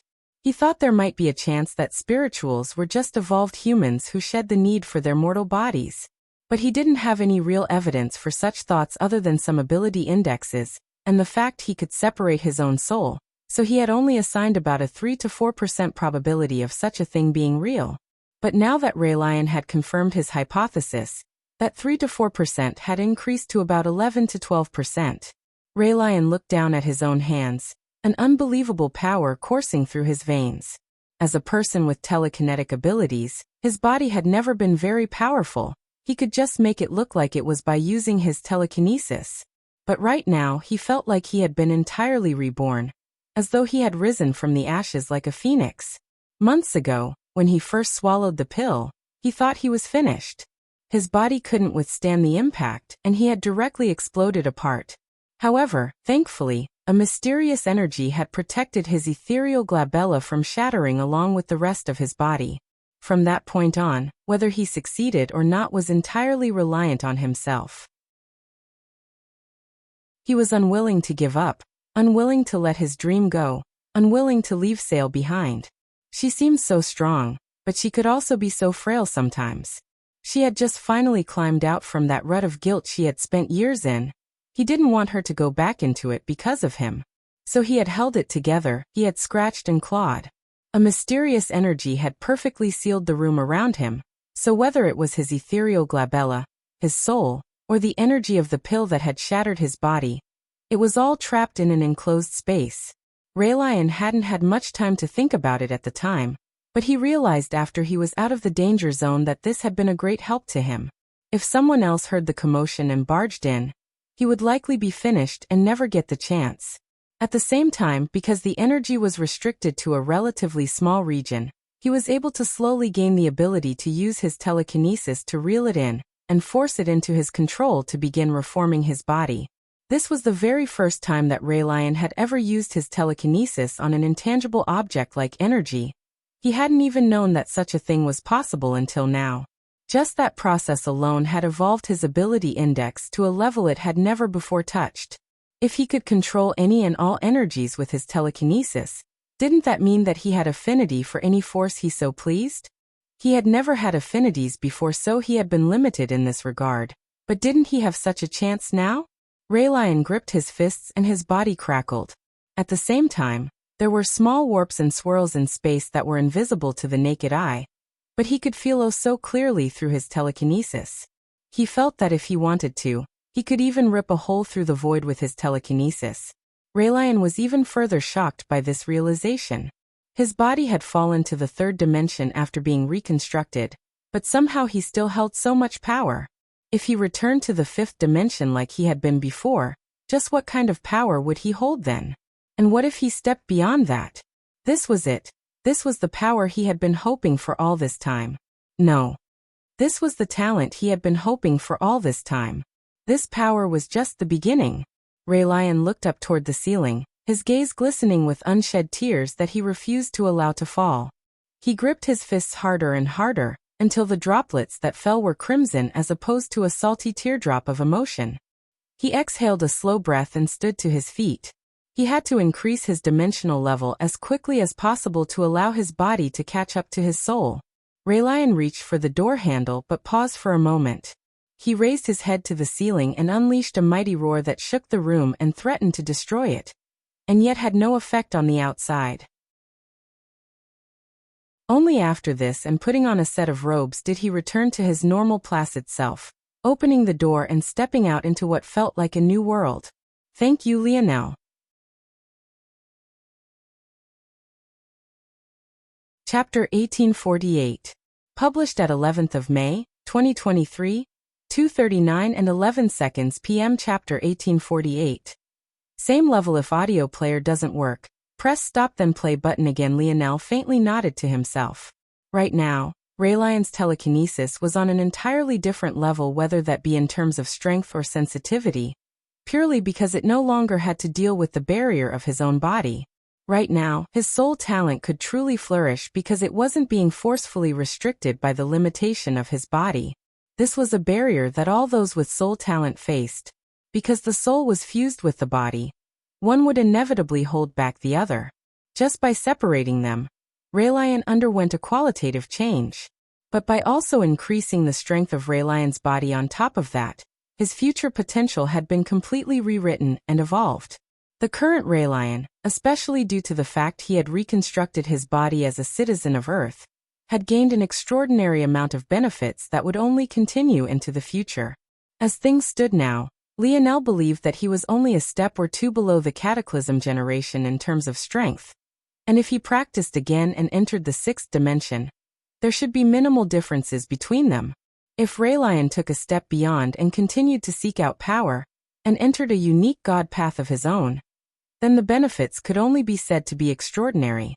He may surpass the members of the Cataclysm generation and never look back. Raylion wasn't the only one who had benefited greatly. In fact, it was unknown if he was the one who had even benefited the most. In Hephaestus' room, his body was undergoing a great number of changes as well, but unlike the others, due to his ability index, Hephaestus' ability to assimilate and benefit from the demon pills was on another level entirely. While everyone else needed to restructure their body or improve their foundation, Hephaestus was just restructuring himself. He was becoming a demon. This was a fundamentally different thing. If others only gained 50% of what they could from a demon pill, he gained all 100%. He not only gained their strong bodies, he gained their affinities, their strengths, their abilities, their reflexes, their healing factors. Everything. The best part was that Lionel had purposely picked out demon types that were well suited to him and his battle style.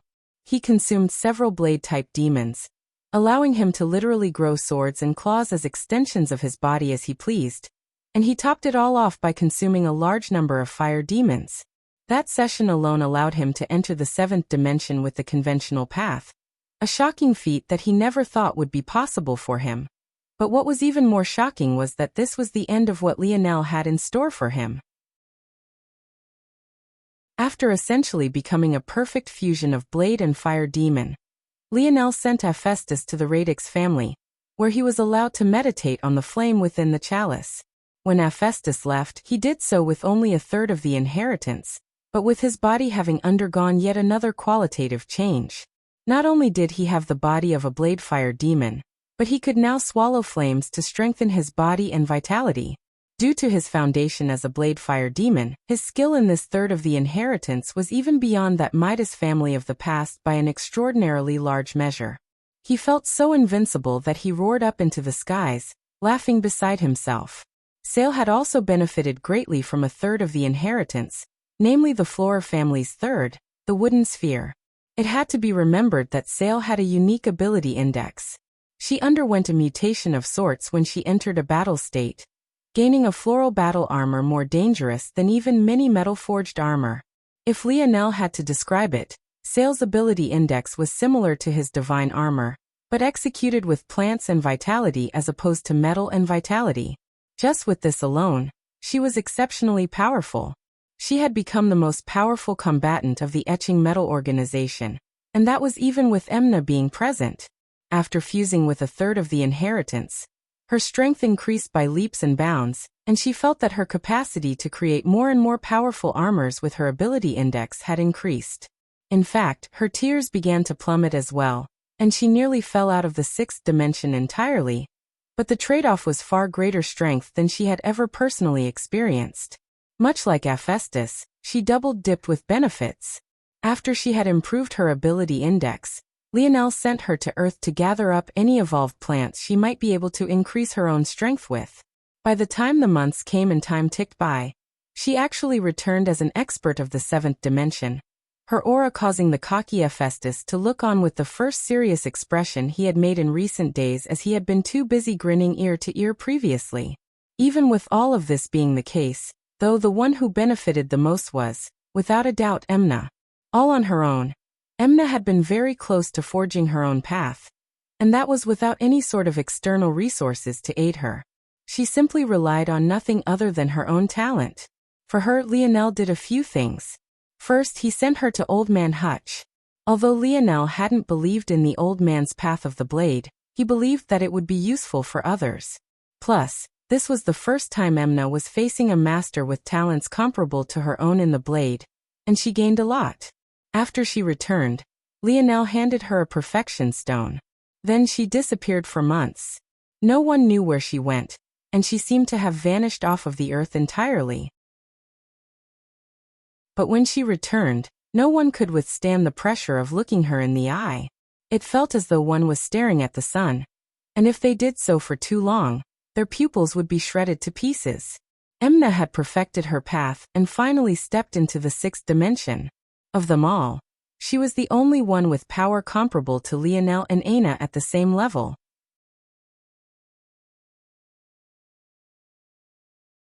Chapter 1849. Published at 11th of May, 2023, 2:39 and 9 seconds p.m. Chapter 1849. Prepared. If audio player doesn't work, press stop then play button again. Lionel, obviously, wouldn't neglect his brothers. But the changes that he could make to a talent of Earth already within the seventh dimension were minimal. However, what he could do was greatly improve their foundations and affinities by allowing them to swallow demon pills. His brothers had their own thoughts on things, and Lionel didn't underestimate the progress they had made on their own. He no longer tried to guide them, he simply gave them resources and they used them as they deemed fit. Lionel had quite a lot of trust in them, and he believed that they would give him a pleasant surprise when the time came. He gave them all focus crystals which could help increase their affinities. Then he scheduled time for everyone to use the perfection stone. Now that there was only a small amount of time remaining, Lionel reminded them to train hard, but to also think of rest. When there was only a month remaining until the Air Wars, he wanted everyone to focus on relaxing first, and worry about everything else later. With everything on the right track, Lionel prepared to enter seclusion himself to wait for the tribulation to begin. But before he could, his cousin came to visit him. Lionel smiled. "Noah, I'm glad you're doing all right." Noah smiled a bit bitterly, but he still shook his head. "I should be thanking you and saying that. It's good that you made it out of the zone. I wouldn't know what to do with this guilt if you hadn't." Lionel laughed. "It's not that big of a deal. That zone wouldn't be able to hold me for long anyway. So what brings you here?"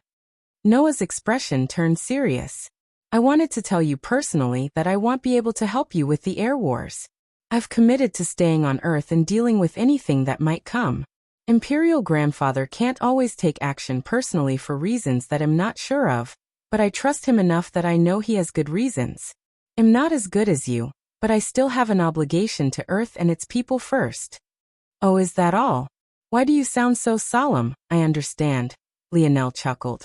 Despite Lionel's demeanor, Noah sighed in a hint of relief on one end, but a hint of bitterness on another.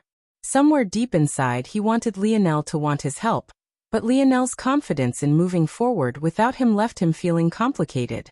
Noah shook his head. His thoughts right now were childish. They were both grown men now, and although their relationship had started off a bit rocky, it could be considered to be in a good place now. Noah hadn't had many true friends growing up, but Lionel could truly be considered one now. Noah nodded heavily. "Then I'll stay here and protect our empire on this front, and you can go out there and show them who's boss." Finally, Noah smiled, a rare thing from him, but a genuine thing nonetheless.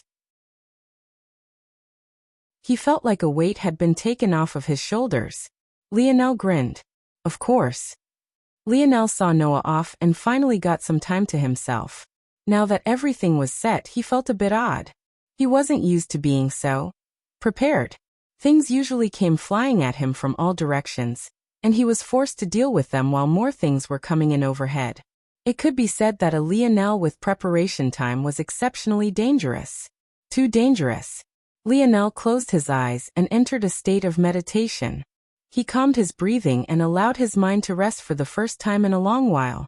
Lionel didn't know how long had passed, but when he opened his eyes again, he found himself sitting on an elevated platform in the depths of a force.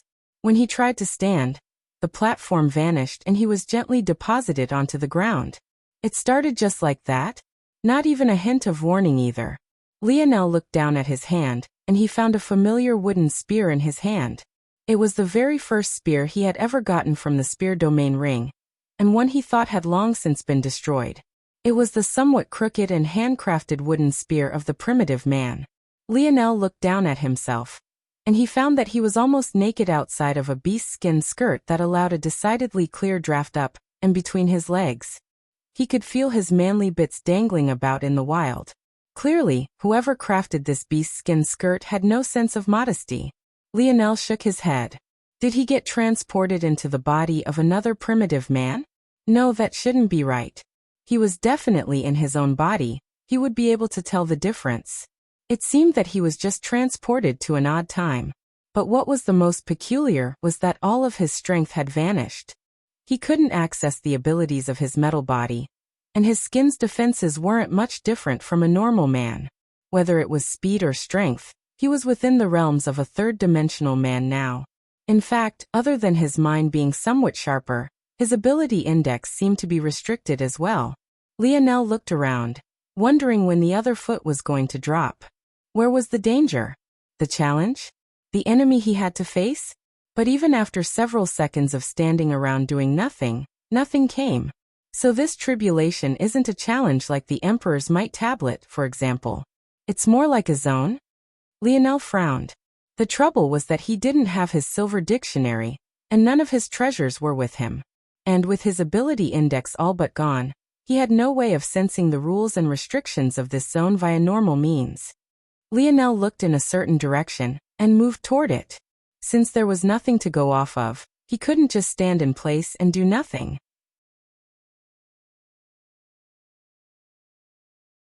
Chapter 1850. Published at 11th of May, 2023, 2:39 and 8 seconds p.m. Chapter 1850. Unexpected. If audio player doesn't work, press stop then play button again. Lionel found himself feeling quite uncomfortable. Using his eyes and ears like a normal person, not to mention continuously turning his head from left to right, was annoying him. He never had to put so much effort into paying attention to his surroundings. Ever since the metamorphosis had descended, he had been able to escape such a mundane fate. Unfortunately, he had no choice but to do so now, without an understanding of where the danger may or may not be coming from. And while being in a completely unknown environment, not being at least this cautious would be a death wish. Lionel's steps suddenly came to a grinding halt, and he ducked behind a tree for a moment before scampering up its side as though doing his best to impersonate a squirrel. He swung himself up and landed lightly, his eyes darting above before he suddenly froze in place. Without hesitation, Lionel leapt onto a higher branch, moving as far up as it would allow him before swinging to a tree to its side that happened to be taller, and moving up even further. At that moment, what had been subtle rumbling became deep and resonating.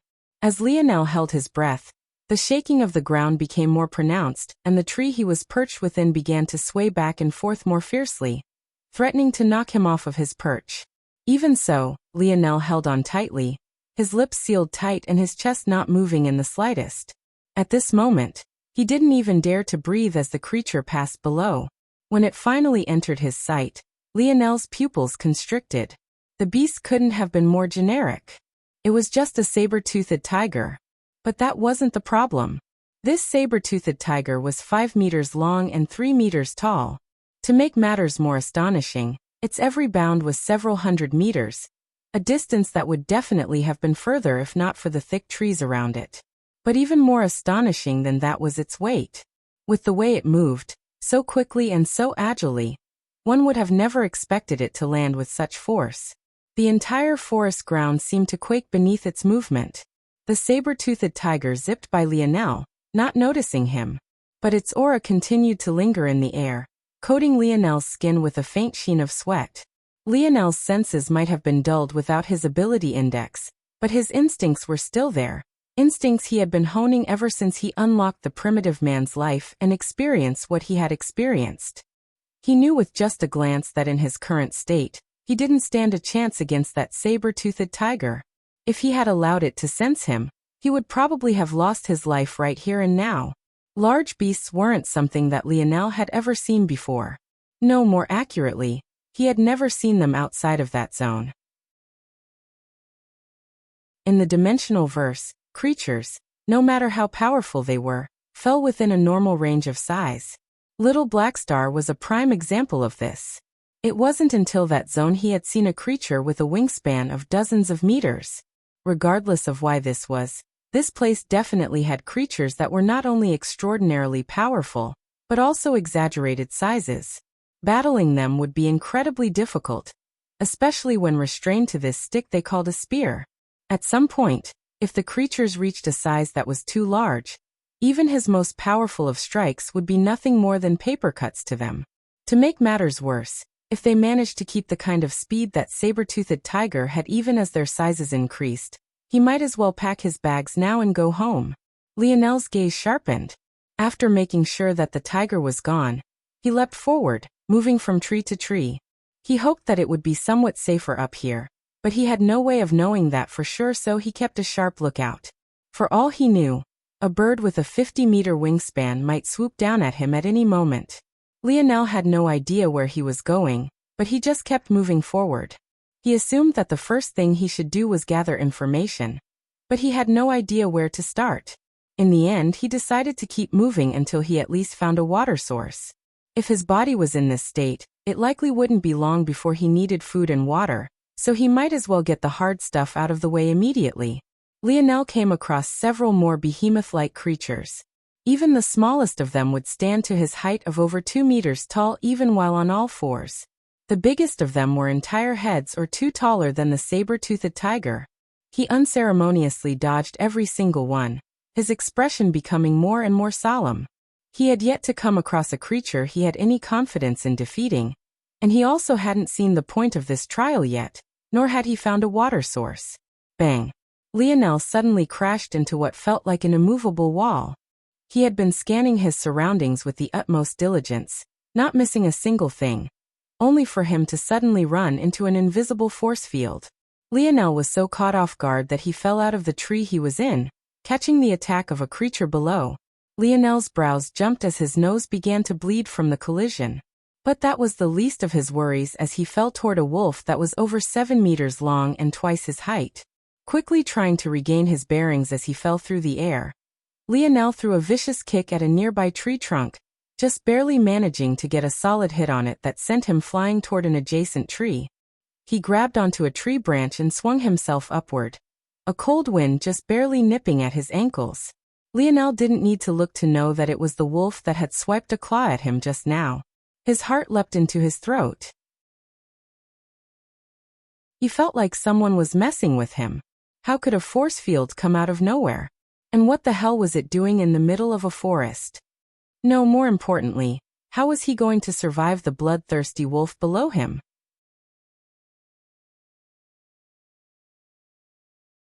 Chapter 1851. Published at 11th of May, 2023, 2:39 and 5 seconds p.m. Chapter 1851. PCHU. If audio player doesn't work, press stop then play button again. Lionel's jaw steeled. He realized that without his ability index, his ability to remain cold and analytical had dampened quite a measure. It was an odd experience for him as he had had this ability with him for as long as he could remember. Even back on Earth when it was still in the third dimension, he could tap into it. But now it was entirely suppressed. It was the first time Lionel had experienced such a thing. Even the dimensional cleanse trial zone couldn't suppress his ability index. Whatever the spear domain ring was or whatever its origins, it was clearly a step beyond, maybe even beyond what the regulator could control. That seemed to be the only explanation. When Lionel realized this, his gaze became icy. He was his ability index, not the other way around. The wolf suddenly stretched out its body, kneeling close to the ground. Lionel's gaze narrowed. It's about to jump. He knew that this was a life or death matter. The agility of this wolf and its strength was definitely far beyond the saber-toothed tiger. He had already noticed in his journey here that in this place, bigger size equaled bigger strength. In that case, if the saber-toothed tiger could jump across hundreds of meters, this wolf could definitely reach him, even though he was so high up. Bang! The wolf jumped and Lionel pierced out with his spear at the exact same time. He revolved the only ability he had, his spear domain lineage factor, and thrust down with a pulse of blinding golden light. Shine. Pung. His spear blade vanished and appeared hundreds of meters below, timing its appearance perfectly and just as the wolf was gathering all of its momentum. In that instant, Lionel's strike downward and the wolf's jump upward combined in strength. Lionel felt a surging power travel up his arm, threatening to break it, but he grit his teeth and held strong until his feet were lifted up and off the branch he was on. This time, there was no recovery. He flew up and back with astonishing speed even as the wolf below howled in misery and unbridled rage. Lionel's blade had aimed right for its most sensitive region, its eyes. Clearly, this beast hadn't expected Lionel's blade to suddenly appear out of nowhere, nor had it expected for its own jumping momentum to be used against it. In that instant, it was half-blinded and its jumping spiraled out of control, losing half its strength and causing its body to spin off to the side.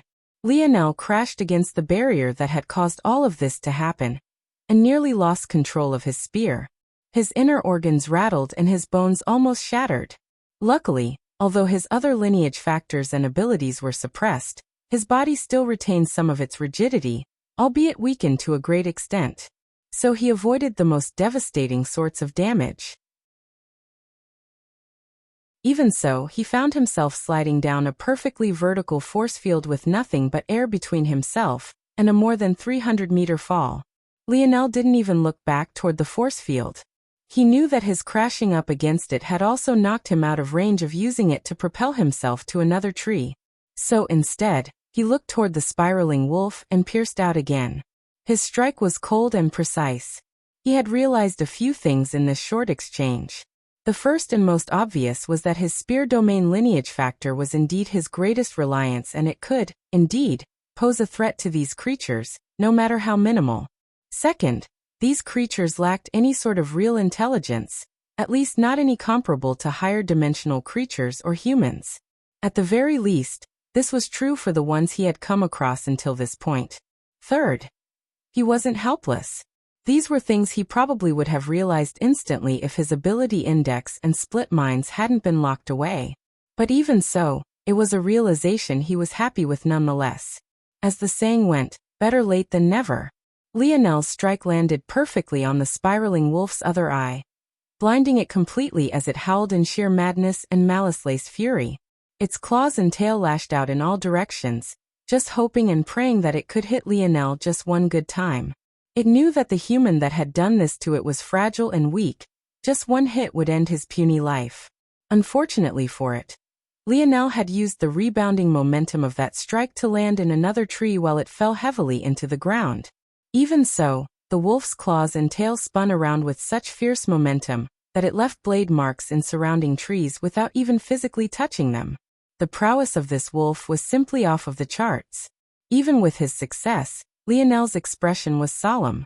He had put his everything into those 2 strikes, and had even attacked the wolf's most sensitive and fragile region, and yet he hadn't managed to kill it. Even the flesh of the wolf's eyes were so sturdy that he barely managed to pierce in a few inches. He couldn't even imagine what would have happened if he targeted another part of its body instead. Lionel braced himself. He knew why. He was too far away. If he wanted to take this behemoth down before its tantrum called any more beasts over, he had to get closer. Lionel ripped off a tree branch and threw it in a direction after coating it with spear force. Pung. The instant the wolf turned in that direction, Lionel swooped down from the skies, his movements fast and agile. He landed without the hint of a sound, ducking beneath the swinging tail of the wolf beast, and piercing out with his full might. PCHU. The eye of the wolf was punctured again, this time by a half-foot. Lionel jumped back, dodging out of the range of a claw strike, but even so, the residual force shredded the skin of his chest apart.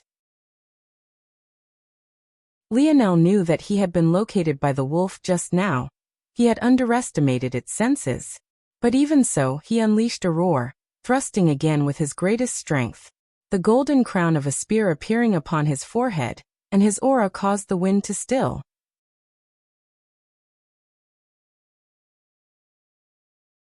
Chapter 1852. Published at 11th of May, 2023, 2:39 and 3 seconds p.m. Chapter 1852. Image: if audio player doesn't work, press stop then play button again. Bang. Lionel was rocked. He was sent flying into a tree with such force that he nearly cut it in half. Even so, he felt that satisfying feeling of his spear piercing through truly tender flesh. No matter how powerful the wolf beast, there was no way that even its brain would be so fortified, right? The last mournful howl of the beast echoed as Lionel's head swam. He nearly lost consciousness, but he bit his tongue. He couldn't afford to lose his mind here. Lionel coughed up a mouthful of blood and stumbled once before pushing himself to his feet and nearly falling to the ground again. Damn it. He had a mild concussion, and all the wind was knocked out of him. In fact, he was also pretty sure that he had cracked a few ribs as well, not to mention the ugly gashes on his chest now. It was lucky though that the latter were just skin deep. But even so, in this environment, and considering his body was back in the 3rd dimension, this kind of injury could kill him if he didn't deal with it properly. Wouldn't it be too pathetic if he lost his life to an infection after having already become a 6th-dimensional existence?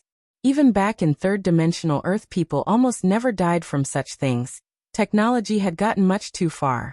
Lionel stood weakly to his knees and thought about running, but he shook his head again in a vain attempt to clear it. He knew that he needed to understand what was going on with that barrier first. Why had it appeared? Why was it there? And why was there not even a single warning? Lionel rushed up to the barrier and pressed a hand against it. He couldn't pass through no matter how hard he pushed, and the barrier showed no signs of giving in. Lionel frowned a moment and shook his head again, his fogginess beginning to clear a bit. There were no obstructions to his sight. He could see to the other side all too easily, which was why he had run into it to begin with. He wouldn't have been foolish enough to do so otherwise. It's moving. Lionel wasn't sure at first, but he definitely hadn't moved his feet just now. But the barrier was definitely further out than it was originally. Was it here to protect him? Maybe there were much stronger beasts than what he could handle on the other side? That seemed to potentially be the case considering this was a trial, or tribulation of sorts. Suddenly, Lionel's pupils constricted. On the other side of the barrier, what must have been at least a few kilometers out, he actually saw another human. Lionel wasn't too shocked by this to begin with. There was no telling whether beasts were the only challenge ahead for him. After all, this was a spear trial, one for the king weapon of the battlefield. To use it solely against beasts, although this was where its roots lay, was a bit lacking for its status. However, the more Lionel looked, the more his shock increased, until his head spun so much that he didn't quite understand how to take what he was seeing. The youth several kilometers from him ran into the force field like he did, but seemed slightly more prepared than Lionel had been. His spear chipped at it first before his body came to a stop. Only then did he nod to himself and turn back. There was enough distance between him and Lionel that he didn't notice the latter. Well, that and the fact there were so many trees and obstructions between them. Lionel only happened to have the perfect angle to see this young man. The young man landed on the ground and brandished a spear that looked practically identical to Lionel's own, and pierced out toward a beast before him. He underwent an arduous battle, not much unlike Lionel. But what was truly shocking was the fact that everything was simply too similar. The spear domain lineage factor, the absolute spear domain, the crown of spears. After a long-fought battle, the young man finally managed to take down the beast. Without hesitation, he stuck his entire arm into the bloody eye socket of the beast, digging around in its brain until he found what he wanted and pulled out a bloody beast crystal. Then, under Lionel's widened gaze, he opened his mouth and swallowed it whole. His body bulged once before concentrating back down to his original size. His head suddenly turned in Lionel's direction. He paused for a long while, seemingly scanning Lionel up and down before he gave a bloodthirsty grin, the blood of the beast he had just killed drizzling down his cheek. Lionel's gaze narrowed as the young man picked up his spear and shot into the distance, his speed clearly much swifter than before. Even after several moments, Lionel didn't quite understand what was going on. This situation was far too weird. Lionel's heart shuddered, and he realized that he had wasted far too much time here. At any time, a swarm of beasts could be attracted to this location. He couldn't allow himself to get caught with his pants down like that. He turned back, prepared to run away. What was obvious to him was that soon enough, if those barriers kept moving, his barrier would eventually overlap with that young man's and maybe even the barriers of other humans that may or may not be here. Obviously, his only opponents this time around wouldn't be human. He didn't know what it would take to perform to the standard his grandfather of the past had, or even surpass him, but there was no doubt that doing so would require battle with his fellow humanoids. Lionel's steps suddenly came to a pause, and he shot back toward the wolf's corpse. He mimicked the actions of the young man and dug into its eye socket. He hesitated for a moment. There was no telling if that young man was special or not. Maybe he had a body that helped him digest beast crystals like this, or maybe he had a cheat. It looked like he was far more prepared for this tribulation than Lionel had been for some reason. T1L, take the risk. This wolf had no attributes to begin with, and it's not like absorbing beast crystals and unheard of. Lionel grit his teeth and swallowed the beast crystal, knowing full well just how foolish such a decision could be. But as things went, he had minimized the danger as much as he could. What he did know for sure was that if he couldn't improve his strength like that young man could, his only path forward was death. In that case, he might as well take the risk now. To Lionel's surprise, the moment the beast crystal hit his stomach, his body was flooded with strength. His brain fog, caused by his concussion, completely vanished, the cracks to his ribs healed, and the flesh wound to his chest began to close up. At the same time, his baseline of strength increased by leaps and bounds, and he could feel himself growing more powerful. Lionel gripped his fists. It seemed that the beasts here weren't just a measure of whether or not he could survive. They were here as stepping stones to prepare him for the later trials. If he wanted to survive, he would have to hunt them all down. Brandishing his spear, Lionel dashed forward. His mind flickered with all sorts of thoughts, but they ultimately landed on just one image. The image of the ring on that young man's finger. The spear domain ring.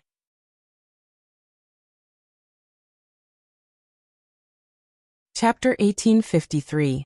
Published at 11th of May, 2023, 2:40 and 6 seconds p.m. Chapter 1853. If audio player doesn't work, press stop then play button again. 1853. Queen Lionel didn't understand what the existence of that young man and the ring could possibly mean. In fact, he doubted that even if his ability index wasn't restrained that he would be able to figure it out. He simply didn't have enough information, and everything was a jumbled mess. What Lionel did feel was correct, though, was that young man probably wasn't the only one. He had only checked one side, and he presumed there was an entire region barred in around him.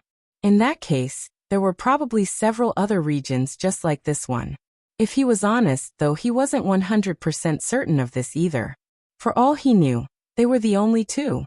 Without his ability index, Lionel couldn't calculate something as complicated as how long it would take their two regions to become one. But what he did know was that there was a time limit. This was why he didn't waste time running along the barrier to check his hypotheses. He only had one life and he had to protect it well. And in this situation, that meant strengthening himself as much as possible, and as quickly as possible. Because he didn't have any internal sight to work with, Lionel couldn't just casually blanket hundreds of kilometers like he was used to and hunt down the beasts he was facing one by one. So he had to use other methods. This method is a bit dangerous, but it's the best I've got right now. Bait.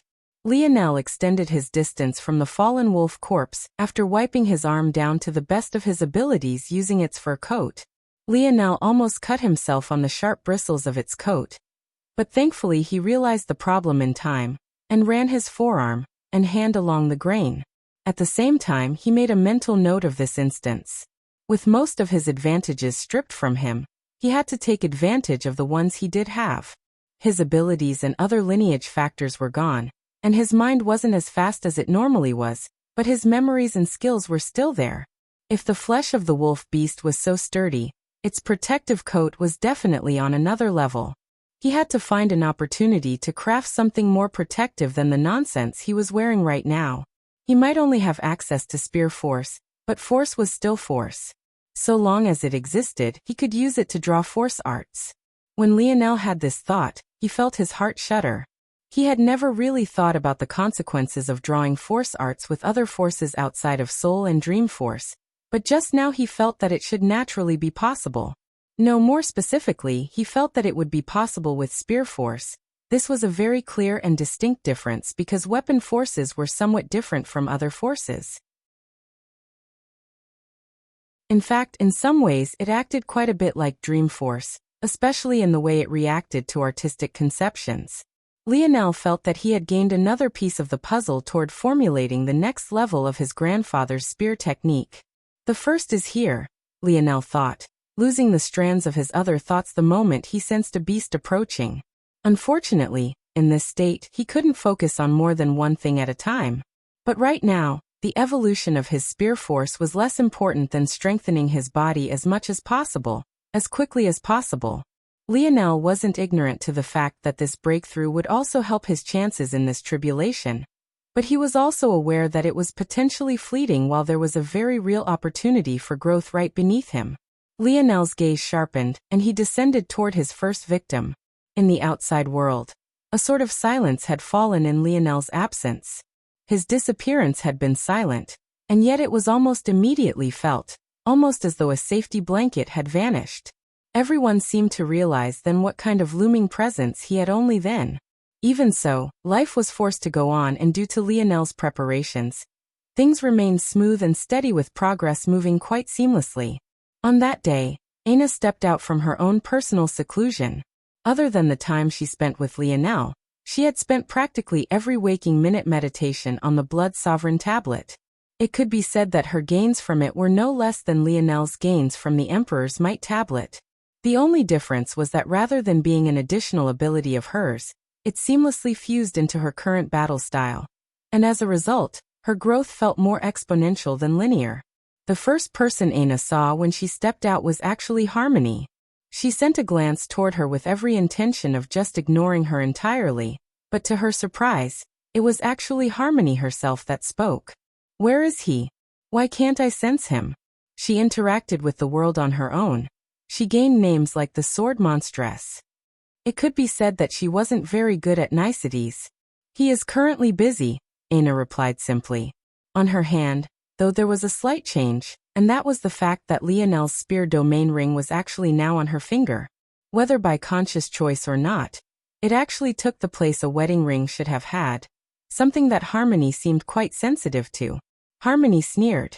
"There's no need to gatekeep his whereabouts. If I wanted to steal him from you, I would have done so long ago. Though I can't promise that my sister will be as nice as me.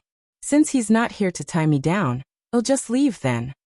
Aina didn't seem to react to these words at all. Or at the very least, her expression didn't shift.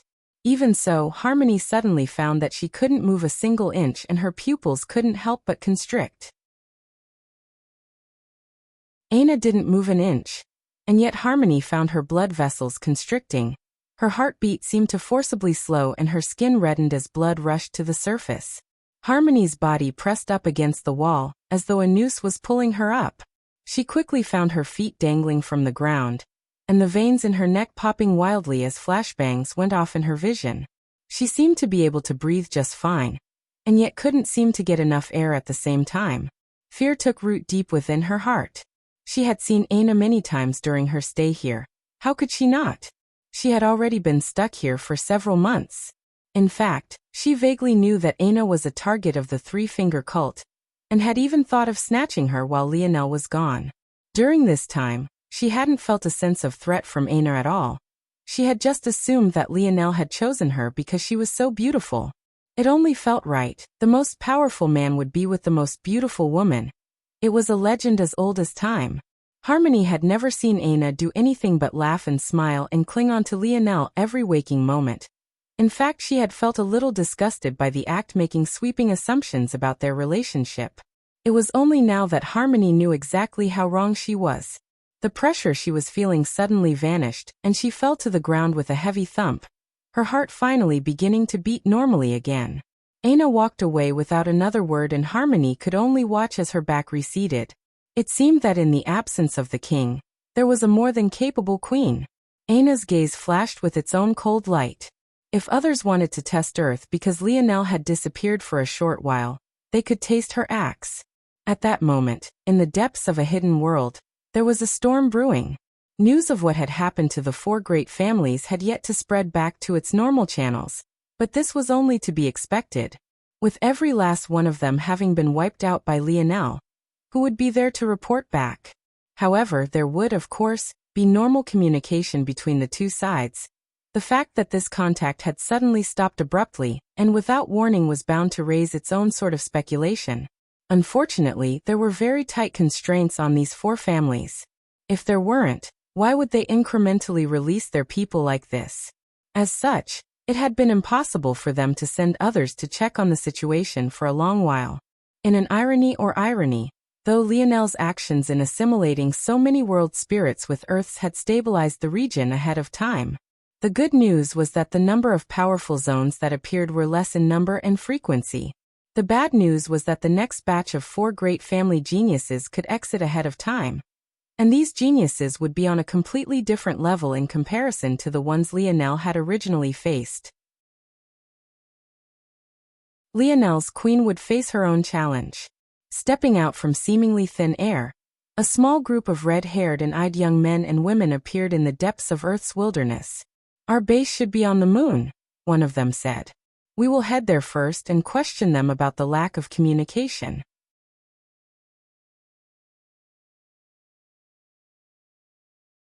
Chapter 1854. Published at 16th of May, 2023, 12:25 and 37 seconds p.m. Chapter 1854. If audio player doesn't work, press stop then play button again. Chapter 1854. For the Brazingers only numbered 4. Their current head was a woman who went by Sarathana. She didn't seem to have anything particularly special about her. Her looks weren't too poor, nor were they too great. She wasn't too tall, nor was she too short. She wasn't too imposing, nor did she fade into the background. In fact, if one said that she was the leader among the three, it would feel a bit ridiculous, especially since the one who had spoken was a young man. This young man was actually Sarathana's younger brother, and maybe this was the reason why he dared to speak in her stead at all. His name was Raffer, and unlike his sister, he was imposing and very noticeable for all the right reasons. He was tall, strikingly handsome, and he had an obvious air of command to him that made him the largest presence in almost any room he entered. But it was maybe due to this dichotomy that Sarathana was allowed to be the genius that she was. She didn't seem very interested in such things at all, so she was okay to allow her young brother to take the spotlight. The final two were two young men who went by Barian and the Dan. They seemed quite used to the interaction between the two siblings, and didn't find it to be very off-putting at all. They simply took Raffer's words at face value and didn't think much about it. Even if they wanted to reject, what good would it do with that monstress by his side? She might look unassuming, but they were well aware of how dangerous she was. The group pulled out a flying treasure, prepared to make their way to the moon. But what they didn't expect was that the moment they entered Earth's airspace, they triggered a change. The four didn't make it far before they found themselves surrounded from all sides. Raffer's gaze narrowed. He hadn't expected this aggression, and even if he thought it might be a faint possibility, the speed with which they reacted also felt too fast. Since when had Earth reached this level, and why was it so different from their expectations? At that moment, the headship of the fleet that had surrounded them opened up, and a man wearing radiant golden armor stepped out. His eyes were a piercing blue and his hair fell like a rainfall of gold. This man was none other than Governor Duke Arthur Pendragon, or as most once called him, King Arthur. I hate how right that brat is sometimes, how annoying. Arthur mumbled beneath his breath. I think you're actually more mad about him ordering you around, right, Dad? Mordred's somewhat seductive laughter came from an adjacent ship, twirling what looked like a sleek black wand in her hand. Whether it was father or daughter, the both of them had auras within the seventh dimension. However, what was particularly interesting was that they didn't seem to have broken through using the conventional path, but it didn't seem to be the god path either. Of course, that was because they had broken through using Camelot's magic system. There was a reason the integration of Camelot with Earth was the ultimate reward of their mythological zone. A reward Lionel only gained after clearing the hidden quest and resolving their love triangle. By succeeding in that endeavor, Lionel had planted a seed for the protection of Earth that was bearing fruit now. Camelot had just needed a little push, and with Lionel's return, they were truly blooming into their own. Arthur grumbled. Although he had never said it out loud, he had every intention of surpassing Lionel and suppressing him one day, which was funny considering he had started off so much higher than Lionel to begin with. He could still remember all the arrogant things that little boy had done the first time he visited his kingdom. But now he, the mighty Arthur Pendragon, was basically just a lackey. How sad. Shying. Arthur unsheathed his sword, a radiant golden light echoing through the world. Without a word, he vanished into a beam of light, his body losing its form as he moved forward at impossible-to-track speeds. The pupils of the four constricted. Abandon ship. Raffer commanded. Shying. Arthur shot by in a blazing ray of light as the four of them didn't hesitate to jump down toward the earth below. When Arthur appeared again, he was standing in the exact same spot, his hand still on his sword hilt. For a moment, the flying ship the four Brazinga youths had stood upon seemed to be completely normal, but in the next instant, a blade cut as clean as a mirror surface appeared, slicing it down the middle. Arthur watched coldly as the four youths fell to the earth below, his aura imposing. However, at that moment, a snort came from his side. Show off. You don't get extra points for being flashy, you know, Dad, Mordred laughed. Arthur's cool demeanor vanished. He was speechless. Shouldn't daughters look toward their fathers as their superheroes? He actually had superhero-like powers and still couldn't get his daughter to treat him well. Where was the justice? Follow after them, we can't let them get too comfortable, was the only thing Arthur could say. It's too late, they're gone. They were likely prepared for a worst-case scenario like this. I didn't even see what method they used to vanish like that. Arthur's son, Leonis, spoke. In that case, there's only really two options for them. Either return to their world for reinforcements, or they're going to meet up with the other three families. Lionel said it's most likely the second. There should be some restrictions on how easily they can move into and out of that world of theirs. The best they can likely do for now is send a message back, Mordred replied. Arthur almost rolled his eyes at the mention of Lionel again, but he didn't say anything to refute it. Anyway, let the others know what's happened. They're here now, so we have to be ready for retaliation, especially when they found out what's happened to their people.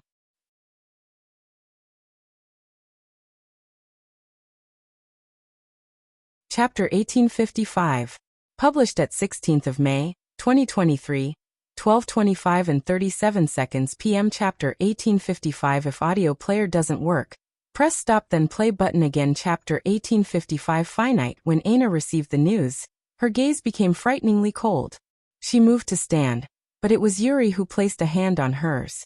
Aina looked over, her gaze still quite scary. However, Yuri only smiled lightly, seemingly quite used to this. Maybe only she and Lionel could face this look of Aina's. I know you want to make them pay as soon as possible, But you also have other responsibilities here, no? Yuri asked softly. Hearing this, Aina took a breath and exhaled. That was right. Currently, she wasn't Aina Brazing. For all intents and purposes, she was currently Aina Morales. She had sworn to herself that she wouldn't change her name until the Brazinger family most wanted her to have it. However, for Lionel, she was willing to forget that vow for a while. In Lionel's presence, she was allowed to be as willful as she wanted. But in his absence, she had to step into his role. She wasn't as good of a leader as Lionel was, but at the very least, she had to be present. If she went off looking for murder, who would take care of things back here? You're right, Aina said lightly before she exhaled a final breath and calmed down entirely. She looked down at her ring finger. She had put the ring there purposely to remind herself. It wasn't for the sake of being googly-eyed and in love. That was the furthest thing from her personality. It was an anchor to remind herself not to lose herself in her murderous intent. Then do things the smart way. Have the Raylion and the others spread out their information network to track their whereabouts. This won't be difficult. Once they gather up support from the representatives they send from the other 3 families, we'll deal with them all in a single sweep. This was Earth's territory, and the playground they had just stepped into was in Lionel's backyard. If they thought just a handful of people could overturn the skies and shatter the Earth, they would be sorely mistaken. Yuri nodded and began to do as Aina had said. No matter what, ever since their youth, she had always been Aina's guiding hand. Sometimes it was hard to tell if they were a pair of sisters or mother and daughter, but regardless, they were very close. Go speak to the others about remaining alert. Since battle could come at any time, it wouldn't be a good idea to lose themselves in training. Aina stood and began to make rounds through the flagship. Her fists clenched and unclenched before her thumb spun the ring on her finger. Even in its dormant state, the spear domain ring gave her quite a bit of warmth. K. Lionel dodged out of the way of a claw. His body was covered from head to toe in injuries, but his gaze was sharp and relentless. All around him, beasts of all shapes and sizes charged. Compared to the past where he would avoid them even in a one-on-one situation, but it could only be said that Lionel was a madman. This horde wasn't something he had accidentally triggered, but rather something he had triggered on purpose. And at the moment, he had nowhere to take a step back because there was nothing but the force field to his back. As for why Lionel had chosen to do things this way outside of being a madman, well, he wanted to save time. With the force field to his back, he didn't have to worry about being encircled. To his left and right, corpses of beasts were quickly piling up and adding much more to the blockade. All he had to do now was focus on the beasts right in front of him, beasts that seemed to be getting larger and larger. After seeing the young man, Lionel had been constantly thinking about how he could get ahead. The young man's spear domain lineage factor seemed to be on par with his own, his bodily strength was about on par, his weapon was about on par. So how could Lionel get an edge? Usually, the answer to that question was just to rely on his ability index. His mind was sharper, his reactions were faster, and he was simply more intelligent. However, he had completely lost this advantage. While Lionel still felt he was more intelligent than most people, without the benefit of speed of thought and split minds, the margin was too narrow for it to cause any large swings in any one direction. It could be said that compared to other geniuses, Lionel wasn't too much more intelligent than them, or at the very least, it wasn't exaggerated.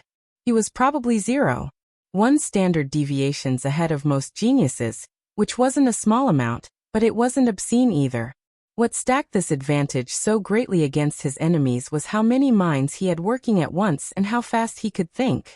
By the time another person deduced using their intelligence once, Lionel would have done so billions of times over. The winner was then obvious. However, without this advantage, while Lionel was intelligent still, his application was lacking. Lionel realized that if he continued meandering about, his success after this point would be up to luck, something that was unacceptable to him. So he decided to force the issue and he thought about how one would gain an advantage in this situation. His crafting skills weren't enough. Without little Tali and his dream world, what he could make would be limited in use. And without his ability index, he would be too slow in making them. At best, He would be able to focus on just a single thing before he was forced to face the other participant, or potentially participants in this tribulation. He needed a different sort of advantage, or at least a method of maximizing the advantage he did have better. And that was when Lionel thought of it. This was a finite space. Although the force field was moving, it was doing so very slowly, and he had yet to see any beasts crossing the barrier, which meant that they were restricted by the same means he was. In that case, the most important commodity here was actually these beasts themselves.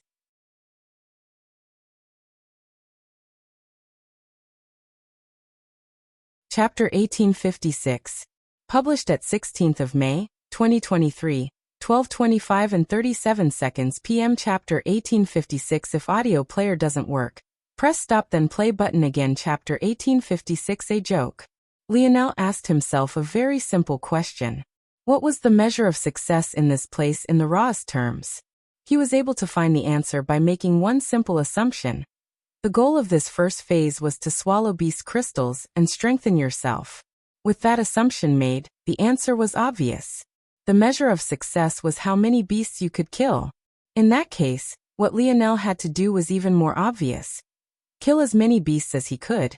And even more ideally than that, kill them all. This was where the importance of the fact that this place was finite came into place. The fact that there was a finite amount of space meant that there was a finite number of beasts. And if there was a finite number of beasts, then logically, to perfectly clear this region, one had to kill every last one of them. So then the question became, how could Lionel use his unique advantages to force this end result? Due to these lines of thought, Lionel ended up in this situation, bleeding from head to toe, still lacking any sort of defenses outside of his own flesh and bone, and wielding a spear so dull it could only rely on his spear force to give it an edge. After finding a good region near the force field barrier, Lionel drew a force art with his spear force that could mimic a force eruption. And now he was paying dearly for it. Lionel drew in heavy breaths, but his grip on his spear didn't slacken. After dodging the claw, he stepped outside of the tiger beast's body, and his arm clamped it down to his torso. When the tiger beast tried to twist its head toward him to bite his head off, he sent a powerful punch at its long teeth while still holding onto his spear, shattering them. Blood and tooth fragments rained down, but Lionel had already switched his grip and pierced right through the tiger's eye, mincing its brain to pieces. Lionel released its claw and sent out a fierce kick, sending the tiger's body sprawling toward the next wave. Taking a step forward, Lionel pierced out with his spear, splitting the blade 6 different directions, and forcing the second wave after the next back. His crowd control was immaculate as he hacked them down one by one, and his slaughter was relentless. Lionel realized then that his only advantage wasn't just his force crafting. The changes the Silver Empire's inheritance had made to his body were still there. There were still countless more folds in his heart, several more blood vessels carrying oxygen through his body, and his heart was still several times larger than it had been in the past, along with having more chambers. If he could use his mind and spear to force these beasts to fight him one-on-one or two-on-one, he definitely wouldn't be the first to tire. It felt like it only took a single big breath for his body to be refueled and rejuvenated. He continued his relentless slaughter, kicking corpses out of the way from time to slaughter more. He fell into a complete rhythm, and his blade strikes seemed to paint a picture across the skies, his polearm floating as though it was being carried by the wind and caressed by the sun's rays. Silence fell, and the roars of the beasts didn't seem to echo any longer. The melody of Lionel's spear was all there was. The greatest shame of losing his ability index was that Lionel could no longer rely on Dream Class to execute his grandfather's way of the spear. This was why he hadn't used Swift or Forceful, or any of the other stances he had stored away. But at that moment, his spear seemed to have become ingrained into his very being. No, more accurately, he had come to realize that the part of his brain that the spear domain lineage factor had modified to be more in tune with the spear had saved all of these movements within his muscle memory. Ironically, for the first time, Lionel truly listened to his spear without filtering it through logic and reason, only because he simply didn't have the luxury to. His mind wasn't currently running fast enough to think and scheme in the middle of battle, and he had become like everyone else, relying on their instincts and training. It was just that Lionel hadn't realized just how much instinct he had built up until this moment. Suddenly, he needed no more than a single strike to shatter the life force of the beasts before him. He walked out from the force field, seemingly no longer needing it to his back. His spear became faster and faster, and for a moment in the back of his head, he faintly laughed at himself. That young man? As skilled as him? Isn't that what he had said before? What a joke. That young man wasn't even a tenth as powerful as he was. The radiant spear crown shone with a fiercer and fiercer light. Lionel pierced out, his spear splitting into three. This time he didn't even aim for the enormous eye sockets of the beasts before him. And yet, their nigh indestructible coats of fur were shredded like wet paper beneath his blade, and he shattered their skulls in a single strike. The attack was so smooth that he didn't even face a hint of backlash facing three of them at once. Lionel's spear drew an arc through the air. Blood flew and heads spun, mournful cries echoing through the forest. A bloodthirstiness wafted from Lionel, his blade snaking through the skies like a river of flowing crimson blood. Everywhere he passed, another beast would fall, and then another. The spear crown upon his forehead grew more and more condensed, the middle spear growing in size. PCHU. Roar. A baleful cry left Lionel's lips as his spear thrust forward. It felt like a blade strike that could split the ocean's tides. Several thousands of miles of deep, black waters as though they were nothing at all. Everywhere the spear force passed, beasts were shredded to pieces. Lionel suddenly came to a stop and took a deep breath. All the wind for hundreds of meters rushed toward him at its fastest speed, suturing his lungs in an instant. After that singular breath, his breathing became even and unhurried. He stood amid hundreds of corpses looking for more beasts when he suddenly realized something. He had already killed them all.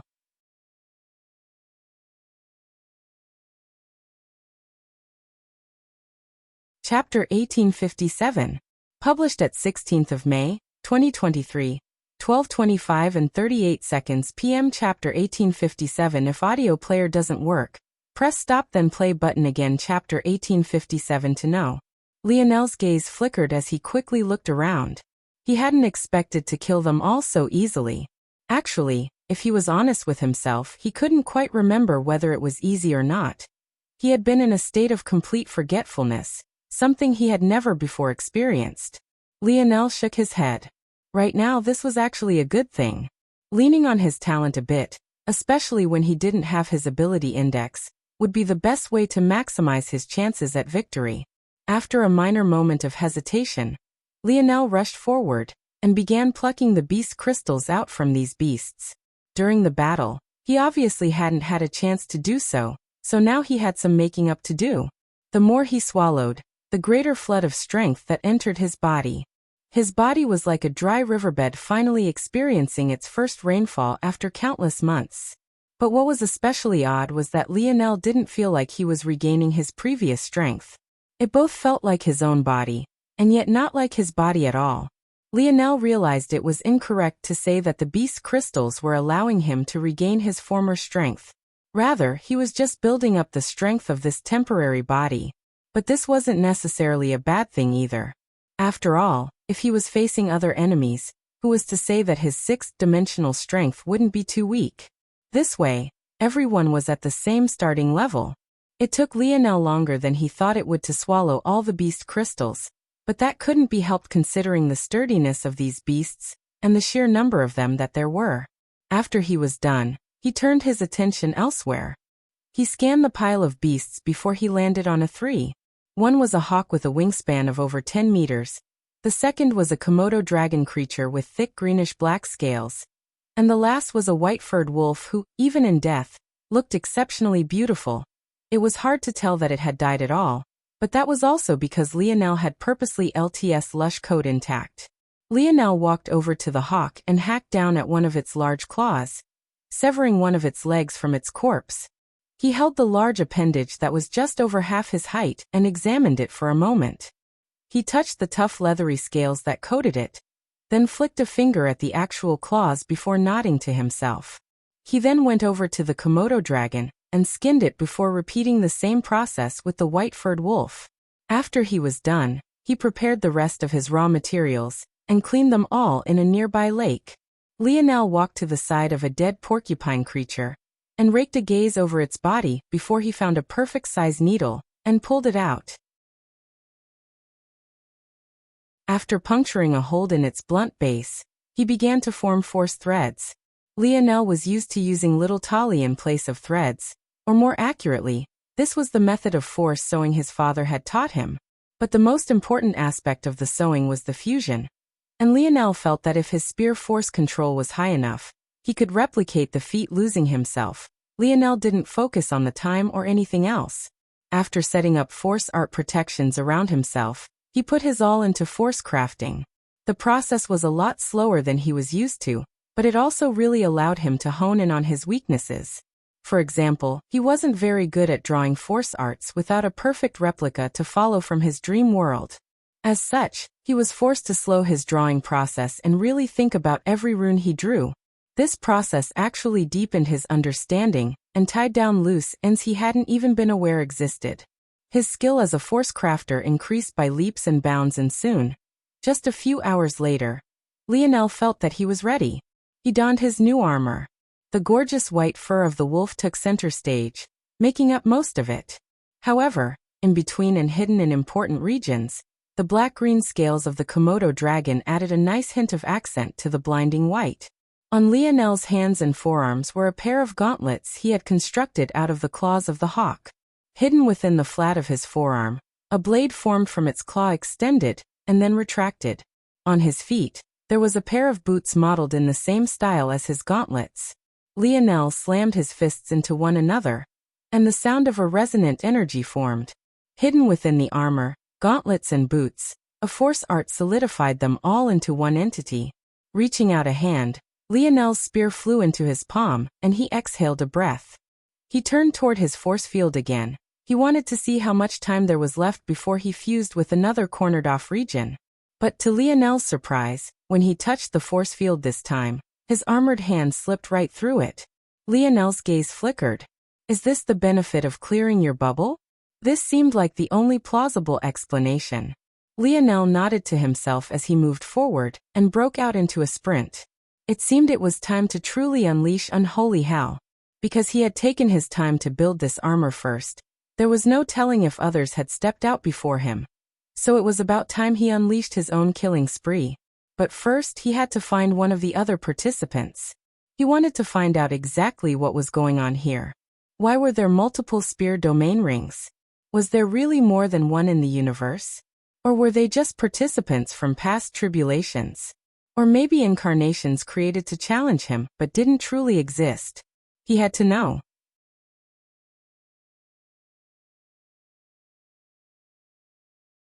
Chapter 1858.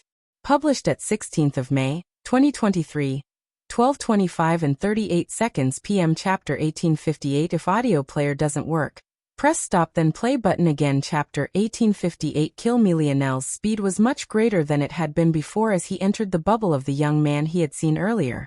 He thought it would be smartest if he entered more known territory.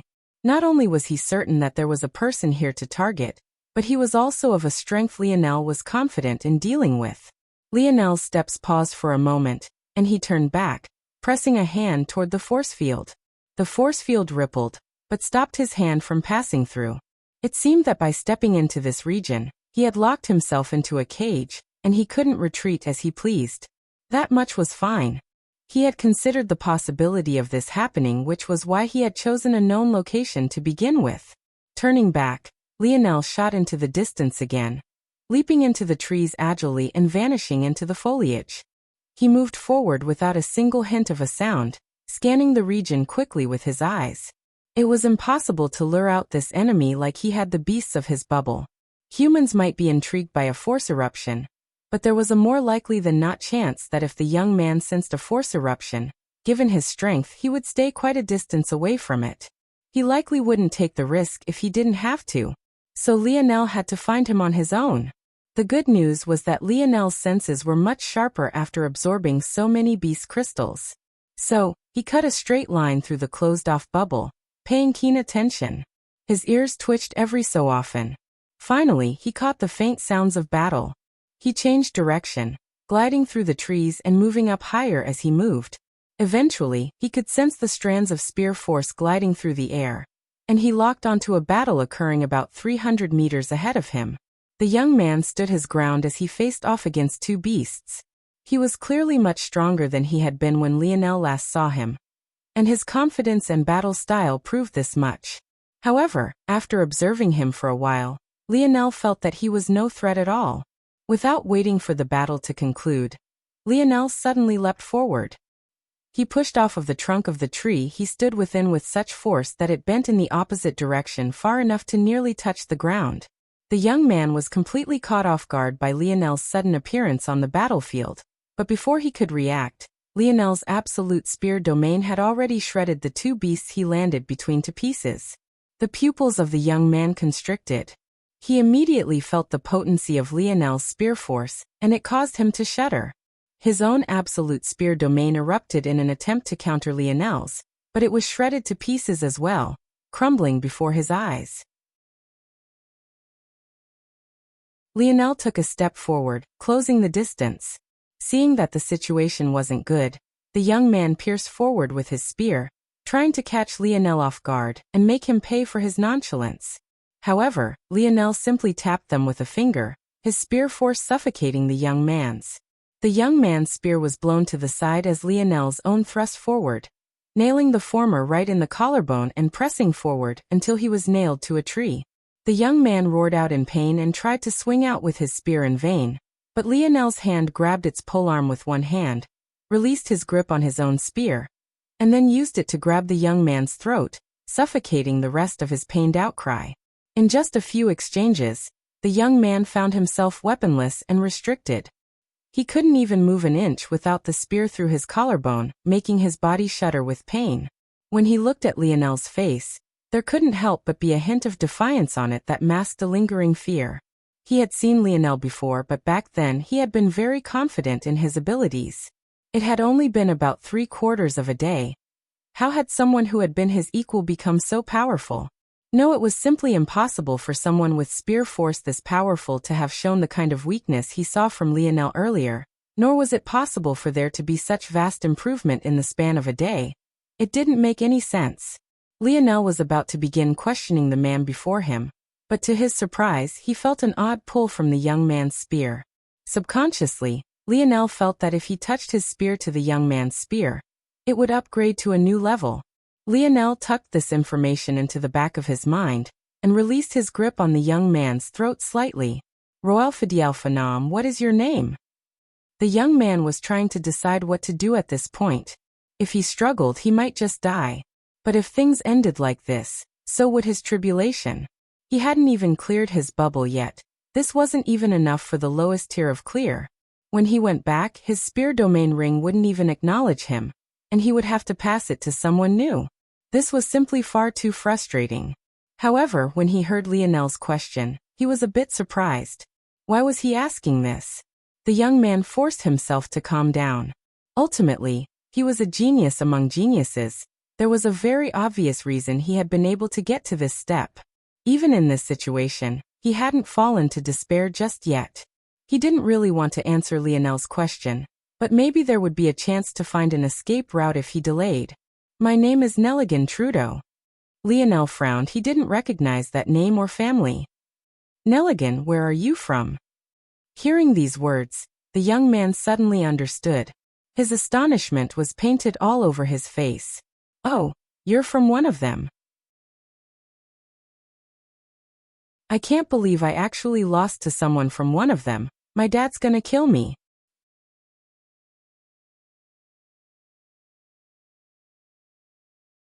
Chapter 1859. Published at 16th of May, 2023, 12:25 and 38 seconds p.m. Chapter 1859. If audio player doesn't work, press stop then play button again. Chapter 1859. Cheating. Nelligan hadn't shown a hint of despair all this time, but the moment he seemed to have deduced something, it felt like his world was crumbling. He spoke about losing to Lionel, as though he tried to snatch candy from a baby, and actually ended up failing. Lionel frowned. From one of them? What was that supposed to mean? One of them? What does that mean? Nelligan stopped flailing about and looked Lionel dead in the eyes. He didn't seem like he was going to say anything at all, until Lionel suddenly lightly touched the spear pierced into his shoulder. Although Nelligan didn't make a single sound, his jaw still set.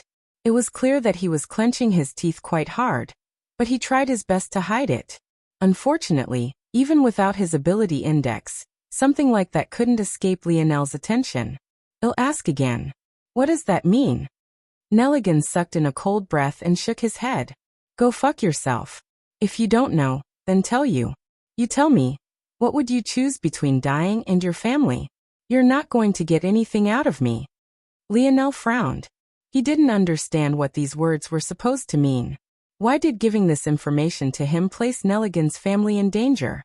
Lionel looked into Nelligan's eyes, but he already knew that it was a futile expert. Of all the emotions he had seen Nelligan display, none of them had been fear. Even when Lionel could have taken his life with a single stroke. It was clear that Nelligan, although weak, was someone with backbone. What a load of horseshit. Nelligan mumbled beneath his breath. Since when did those places have someone capable of suppressing their spear force to this extent? Lionel thought about just taking Nelligan's spear and leaving.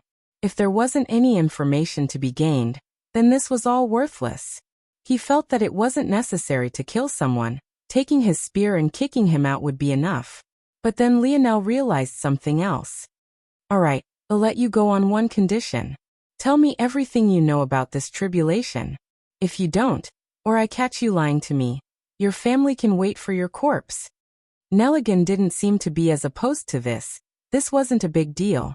But then he lamented the fact that he had actually lost to someone who had no idea what was going on. Nelligan assumed that Lionel must be the first to trigger the complete tribulation, or else he wouldn't be so clueless. To make matters worse, since Lionel was so clueless, then that meant that he had gained an idea of what to do by observing him back then.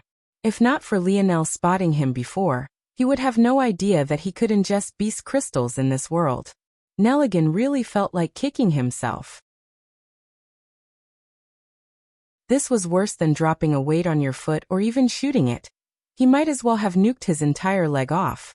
He had basically created the man who kicked him out of this tribulation. This is the complete tribulation. It's different from the 3-section tribulation as it will only appear once. Lionel's gaze narrowed. Nelligan had corrected a thought he had almost immediately. He had assumed that there would be 3 of these tribulations exactly like this one. What had triggered this? Could it be what happened that day he lost consciousness in the Void Tower? What's the goal of this complete tribulation? Territory conquering. "You're already doing just fine," Nelligan said, his saltiness clearly evident in his words. "By clearing all the beasts in your territory, you gain the right to leave it and attack another. If you defeat the ruler of that territory, you get their spear and can upgrade your own. In addition, your territory will fuse with theirs. This will cause stronger beasts to begin to spawn, giving you a better shot at absorbing stronger beast crystals and benefiting more." Lionel's irises flickered. How does this end? What are the levels of completion? Clearing one territory is the basic pass, and can grant you the black reward. 10 for bronze, 100 for silver, 1,000 for gold. As for how it ends, that depends. Usually it's when there's only one participant remaining. Sometimes it's when there's been a stalemate for too long. At other times it's when all of the remaining participants have decided to accept their rewards and move on. It's possible for you to leave right now if you want it, and just accept a basic pass. There are that many participants at once. No. Humanoids aren't the only ones who command territories. There are special territories with king beasts, and there are some with powerful and unique spears in control of them that can spawn warriors. Any combination of these works. Humanoids? It's not just humans? Of course not. In fact, humans are probably the minority in this place. Lionel's gaze narrowed. Nelligan's words seemed to imply something. It was likely that the people in the know about these matters were more likely than not human. It seemed that once again, the human race was lagging too far behind. "What else aren't you telling me?" Lionel asked. "For the rules, that's really all there is. The rest are little details. It would make no difference if I told you or not. If I tried to list them all, You'd be here all day and you'd only fall behind the others. Then what about the competitors? If what you mean to do is ask for my advice, then I advise that after you claim 10 territories, you cut your losses and accept the bronze reward. Lionel frowned. Why's that? For one, the bronze reward is already enough for you to rule over your little corner, since you come from one of them. And secondly, if you try to push for silver, claiming 100 territories will definitely put you in their line of sight. You'll already be lucky to not run into them after claiming 10. Who's them? The other races, of course. Why should I fear the other races? Aren't they suppressed just like we are in this place? Nelligan looked at Lionel and shook his head. In this place, we're all stripped down to our baseline and left with nothing more than our spear force. You think about it, humans versus the other races, who has the higher baseline? Without our lineage factors and ability indexes, we're screwed. However, their abilities are too ingrained into their very bodies to be completely suppressed. The Raypaks will always have exceptionally strong bodies and no amount of suppression is going to remove the metal that coats their bodies. The Cloud race's shifting ability is ingrained into their very person. Although they can't shift in this place, they can still analyze all of your abilities and counter them with a change in the battle style. And the worst cheaters of them all, the spirituals, still have souls separate from their bodies. While their bodies are suppressed, the suppression to their souls is much weaker because it needs to be. After all, your real body is in suspended animation right now. It's your soul that's occupying this puppet body for you to use. If it was suppressed too, everything that made you you would be gone and then there wouldn't be a point to these trials. Some of those bastards can use their affinities and even portions of their lineage factors. You think about it, what chance do humans stand exactly?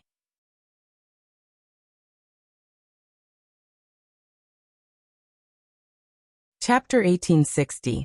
Published at 16th of May, 2023, 12:25 and 38 seconds p.m. Chapter 1860. If audio player doesn't work, press stop then play button again. Chapter 1860. Resounding. Lionel fell into silence. This was indeed a troublesome issue. But if what Nelligan said was true, then technically, shouldn't he have such advantages too? After all, his soul was also separated from his body. So why was it that he hadn't sensed anything special? However, when he thought back to what Nelligan had said, his frown deepened. According to what he had said, this tribulation world was still able to suppress spirituals. It was just that the suppression wasn't perfect. The spirituals were still able to take advantage of their affinities, which likely meant that they could use forces outside of just spear force. The spear domain lineage factor made this ability exception. Those with this lineage factor were able to fuse all forces with their spear force. Their spear was a perfect conduit or vessel for their other forces. To keep this matter simple, if the spiritual could use other forces here, they were exceptionally dangerous. The trouble here was that humans and spirituals weren't of the same race. Although Lionel had had a hypothesis that they shared the same root, he had yet to be able to confirm this. Plus, even if they did, they had branched out in their evolution enough that this fact might not even matter. Eglis novel c. Essentially humans stored their affinities within their bodies and the changes that occurred within them. Spirituals, however, carried all of their DNA within their souls. The greatest difference was that as long as their soul was intact, a spiritual goal rebuild their ethereal glabella, but if Lionel's ethereal glabella was ever destroyed, he would be finished. This was all to say that from what it seemed here, Lionel didn't have the same advantages even though his soul was separate from his body. He couldn't even sense his greatest affinities, Dream Force and Fire Force. Wait. Lionel's gaze suddenly sharpened. He definitely couldn't sense Fire Force, but was it true that he couldn't sense Dream Force?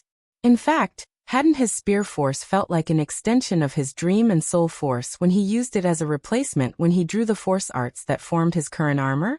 Suddenly, it all clicked for Lionel at once. He couldn't access any of his other talents, but there was one of his talents that was firmly rooted in his soul. His King's Might lineage factor. From the very beginning, it was the only one of his lineage factors that did elicit changes in his body, but rather did so to his soul. While the lineage factor itself was currently suppressed, what wasn't suppressed was the Dream Force affinity that came with it. Lionel realized then that he didn't have an advantage similar to that of the spirituals. It was just far less obvious, and it was difficult to tell how he would be able to apply it. It had to be remembered that Lionel was incapable of projecting his dream force out of his body. It was only after he gained Thila's innate node that he was able to. But now he obviously didn't have access to it any longer. This meant that just like before, Lionel was fairly limited in what he could do. Outside of drawing force arts using his spear as medium, it would be difficult to use it in other ways. After a moment of silence, Lionel's mind flashed with a few thoughts and he nodded to himself, his confidence soaring. This was a tribulation of the spear. He didn't care what advantages they had. So long as their blades weren't as sharp as his own, they would lose. It was that simple. Go, Lionel said coldly. He snatched Nelligan's spear and pulled his own out of the latter's shoulder. With a thought, the two spears fused and what was left, although still of low quality, was still much better. The crooked wood was now as straight as a javelin. The blade had lengthened, and Lionel could feel its sharpness with a touch of his finger. Nelligan opened his mouth to say something but just shook his head in the end as his body began to fade away. He could tell that Lionel had no intention of listening to his advice. In fact, Lionel had already begun to draw something in the dirt. It didn't take Nelligan long to realize that it was actually a force art. Just when he thought it was futile, a surge of force came forth from the surroundings. The last thing Nelligan saw was a horde of beasts rushing over. Not long after Lionel cleared Nelligan's territory, he left to another, and then another. Back to back, he cleared a total of 5 territories and his speed was only increasing. Lionel realized that he had to maintain this pace until the specialty territories began to appear. The later he was to enter a territory, the fewer beasts there would be remaining, and the fewer beast crystals he would be able to consume to increase his strength. Although one could gather territory by stealing the spear of someone who had already conquered many, doing things that way would be like leaving power on the table, because you wouldn't be able to absorb strength someone else already had. Lionel's steps came to a pause and his eyes narrowed. By now, his armor had evolved several times, and he looked not much different from a hooded hermit wrapped in white furs and blackish leather. Even so, his movements were just as agile, and even far swifter than they had been before. Up ahead, Lionel caught sight of a rapax, its oblong-shaped head glistening with a blackish-silver metal-like carapace. This was the first non-human individual he had met, and the difference felt particularly striking. For one, he could see that the rapax spear was already upgraded, which meant that it had already conquered other territories. But more importantly than that, it too was fighting several beasts at once without the slightest hint of fatigue. Even so, Lionel stomped a foot onto the ground, not hiding his presence in the slightest as he barreled forward. He didn't just want a victory, he wanted a resounding victory.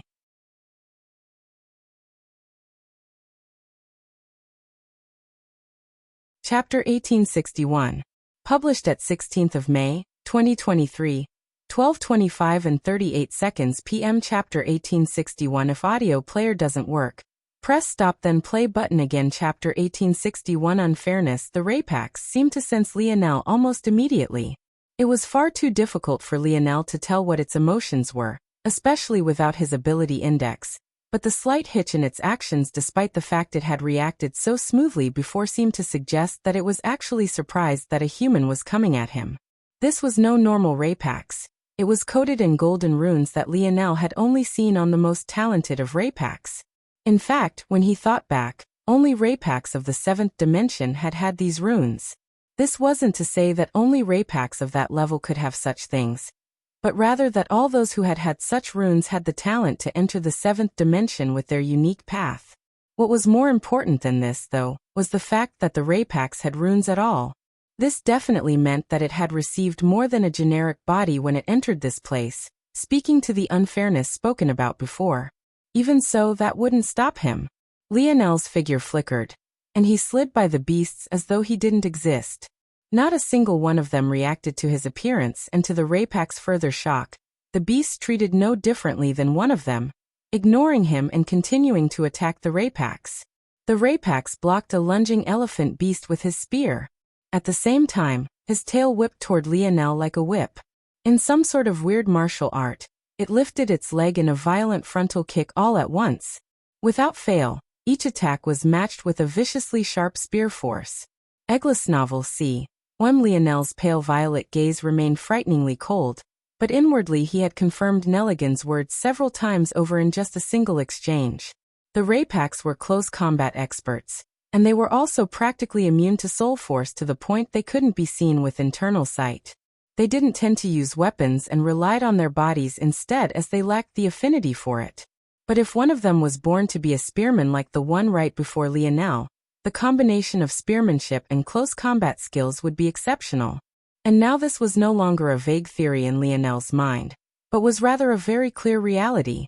Every single part of this Raypax seemed to be another spear pointed right for Lionel. Lionel's absolute spear domain thrummed to life. Scree! The Raypax released a war cry, seemingly wanting to intimidate Lionel. Rather than pausing, its attack became fiercer, pressing down with a vicious momentum. Bang! Spiraling domain of spear force, tail and leg met. However, rather than going right through like he had expected, the Raypax found itself in a stalemate. Having underestimated Lionel, he found himself entangled for far longer than he thought he would be, and because it was still dealing with other beasts, it couldn't do much as Lionel's spear snaked forward, its blade appearing between the natural plated armor that covered its body. The Raypax seemed to enter another odd stance of its martial art. Using the momentum of its rebound against Lionel's absolute spear domain, its leg and tail drew back and pulled its body into a half-spin that shrunk Lionel's target. Lionel's spear passed through, drawing a line of blood through the joint in the Raypax's natural armor, but it wasn't the deep and devastating cut he had wanted.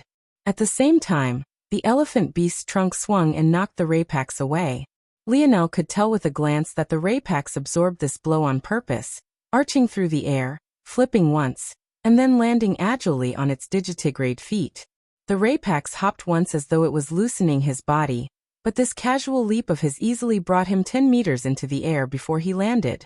The elephant beast quickly caught up and tried to follow up, thinking it had the upper hand, but with his eyes still locked onto Lionel. The Raypax swung out his spear just once and severed the beast's head.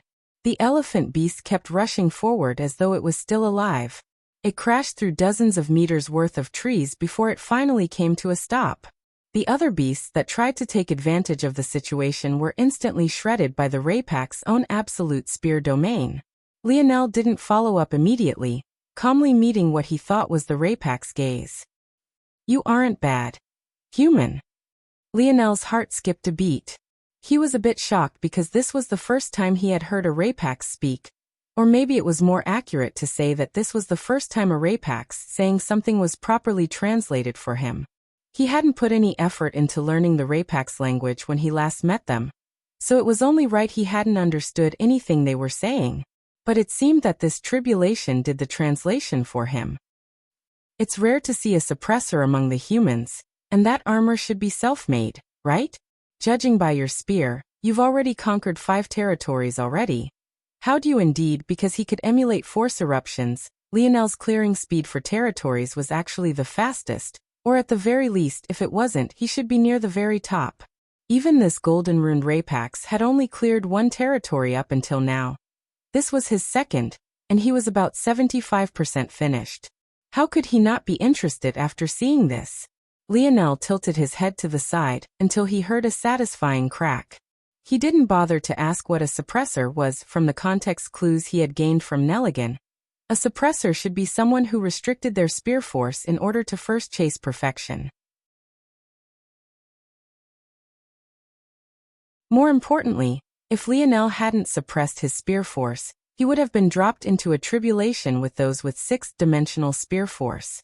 At that point, he probably wouldn't stand a chance no matter how fast he cleared territories. If he could clear them at all, that is. I always thought that Raypax were silent warriors. I didn't expect a genius among them to be so talkative. You're single-handedly ruining the image I have for your race. I hope your blade is stronger than your tongue. The Raypax didn't say anything to this, but his aura seemed to darken. What an arrogant human.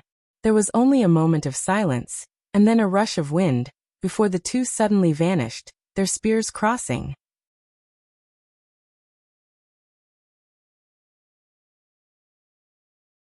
Chapter 1862. Published at 16th of May, 2023, 12:25 and 38 seconds p.m. Chapter 1862. If audio player doesn't work, press stop then play button again. Chapter 1862. Battle prowess. Bang. Bang. Bang. Lionel pressed forward with a furious speed.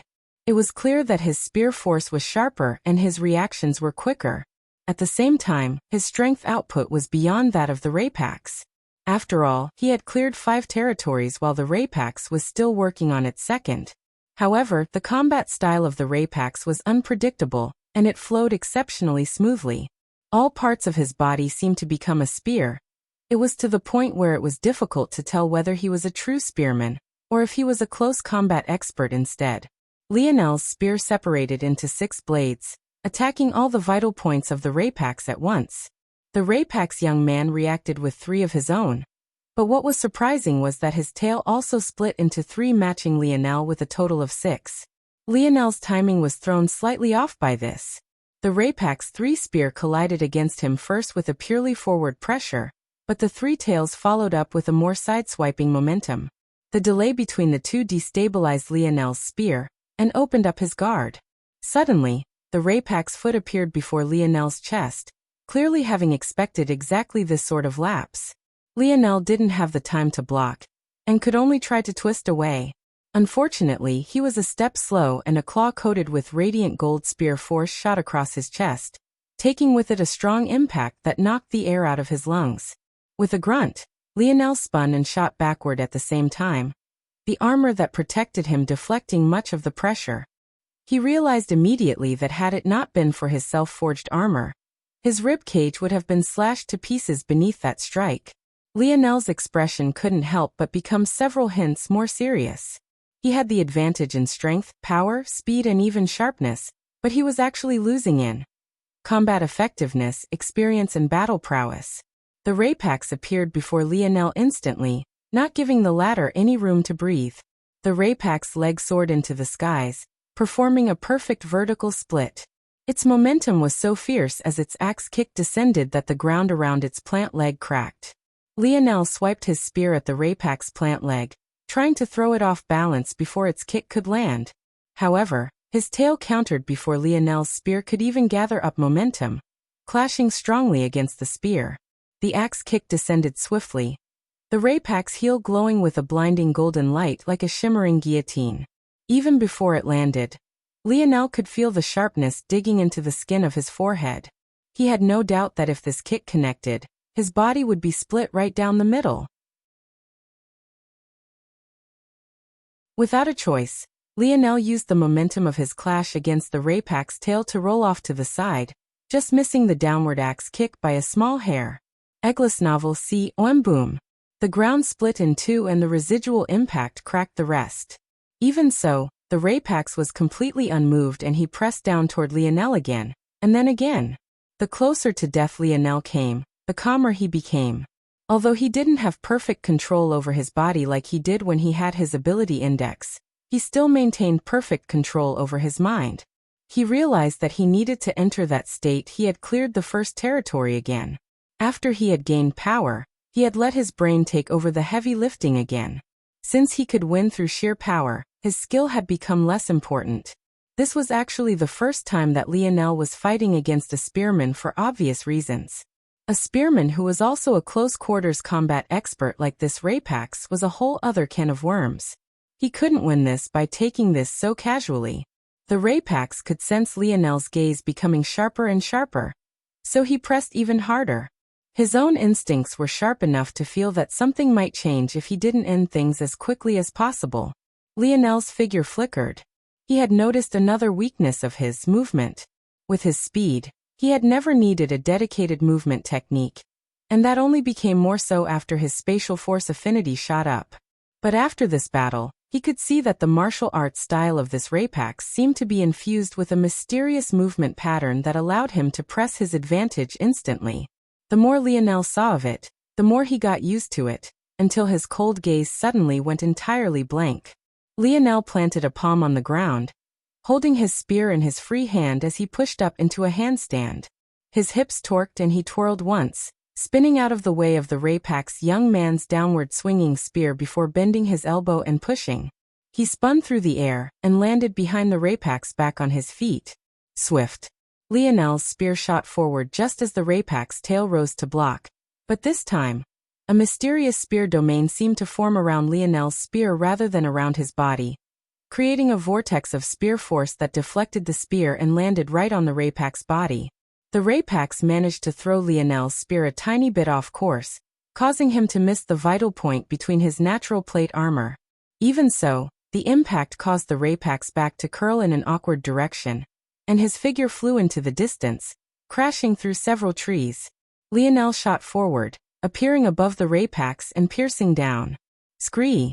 The Rapak's released a war cry as he forcefully spun his to thrust his spear up toward Lionel. However, at that moment, Lionel met its gaze with a boundless confidence. One spear to connect the earth and skies. The Rapak's felt his heart tremble when he heard these words. Lionel's voice seemed to have a magical tone to them that demanded his essence of meaning to be birthed into the world.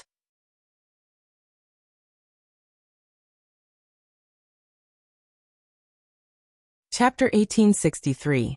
Published at 16th of May, 2023, 12:25 and 39 seconds p.m. Chapter 1863. If audio player doesn't work, press stop then play button again. Chapter 1863. Edram. Lionel's spear seemed to vanish.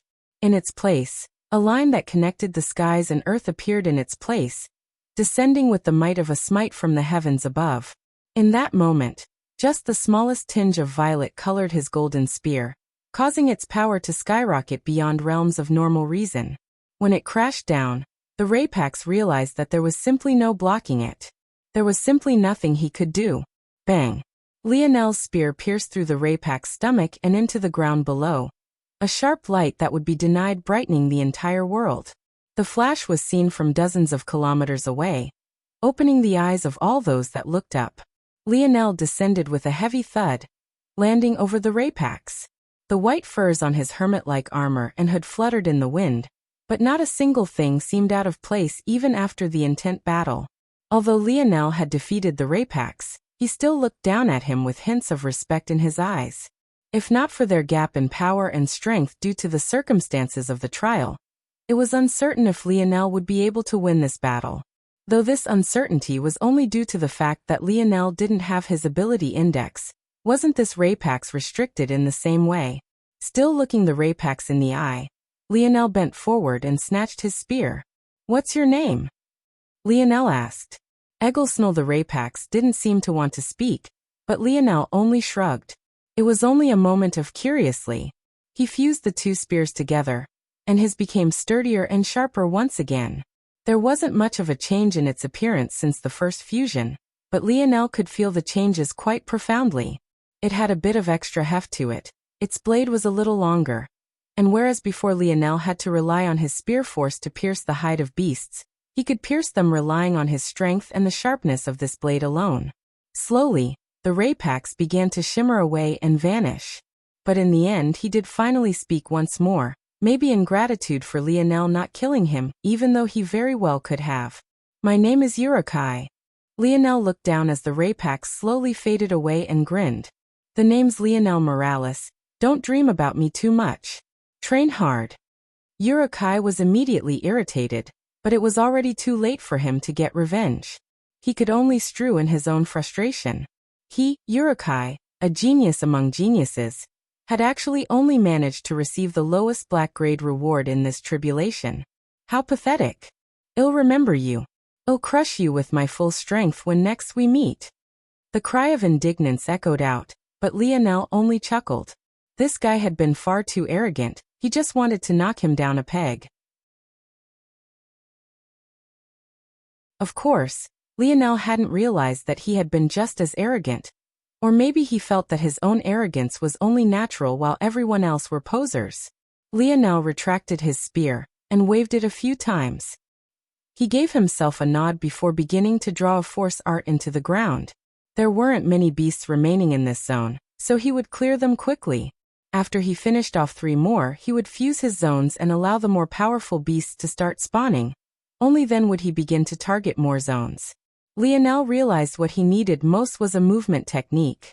He wasn't sure if the treasure zone Nelligan told him about would have one, but he would have to take a look. After reaching bronze clearance, Lionel would have certain other advantages that he could take advantage of, so he would have to make full use of them. As expected, Lionel quickly cleared the region. When this one was counted with his others, that made 6, plus the one that Urukai had already claimed, and he had 7 total. He just had 3 more to go. Lionel flashed forward and quickly entered a new zone. He didn't meet anyone as powerful as Urukai immediately, and made quick work of the next 3 territories.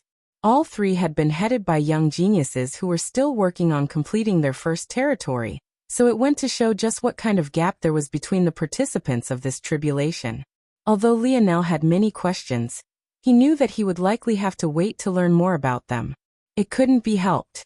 The best he could do now was put his head down and grind. Lionel fused his now 10 territories. The force field that enveloped them rippled once before solidifying. Quickly, a surge of force rushed through, and Lionel instantly began to hear the howls of much more powerful beasts.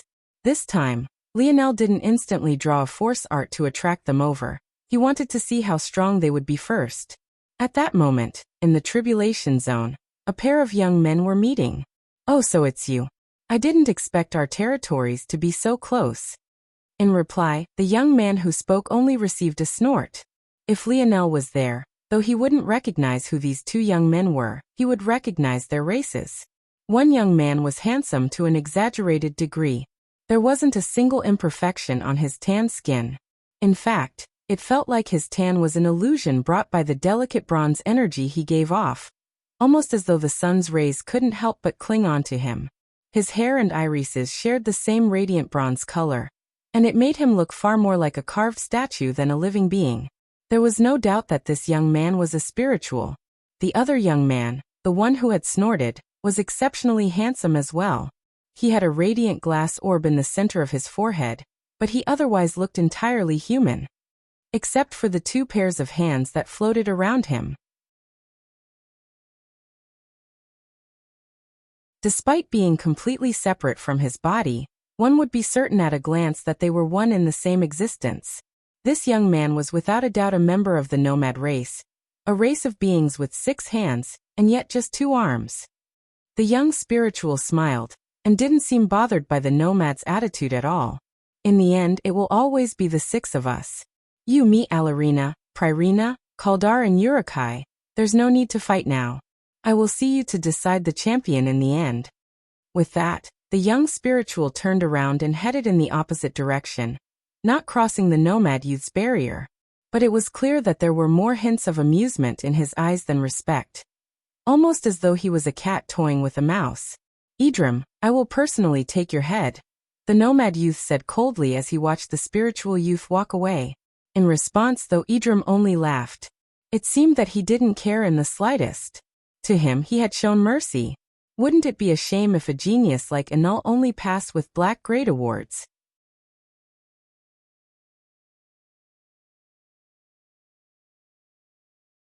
Chapter 1864.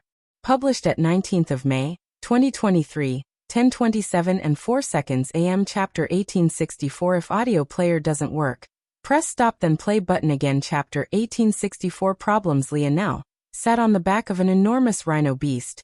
It must have been the size of a small hill. At first glance, it wasn't even immediately obvious that it was a creature, and looked more like a large patch of dried, gray land.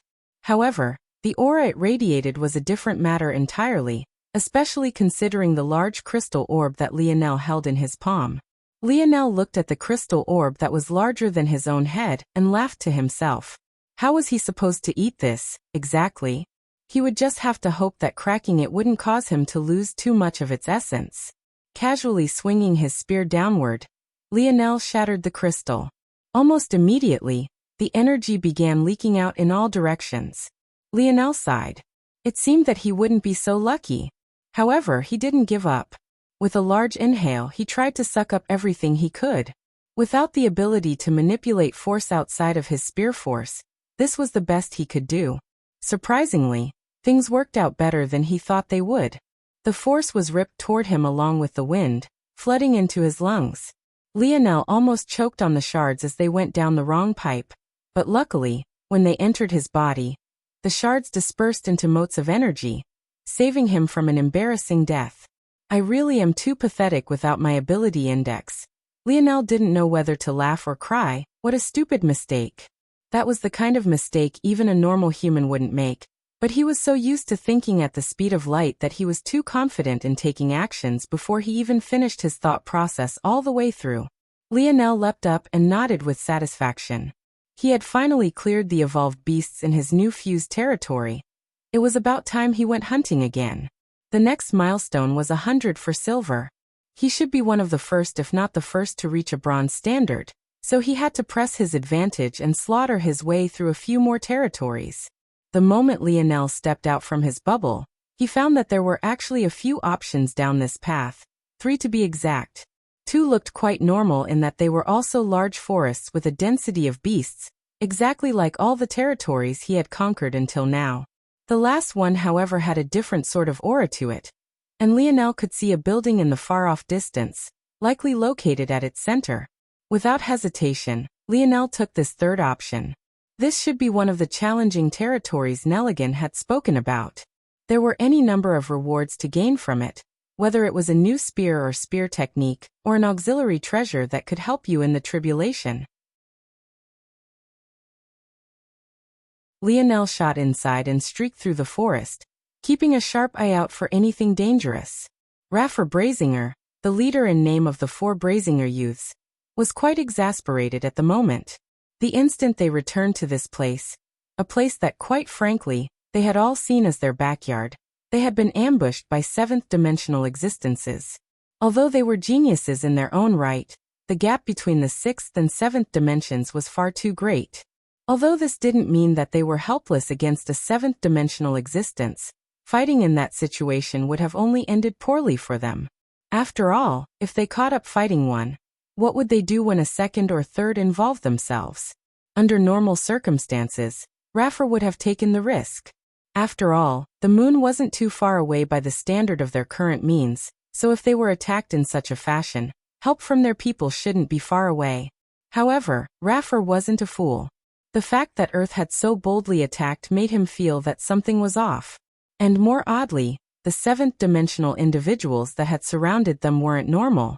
In fact, they could be classified as geniuses.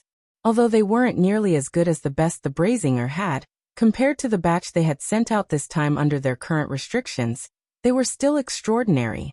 Due to these factors, Raffer and the others had chosen to take the safer approach.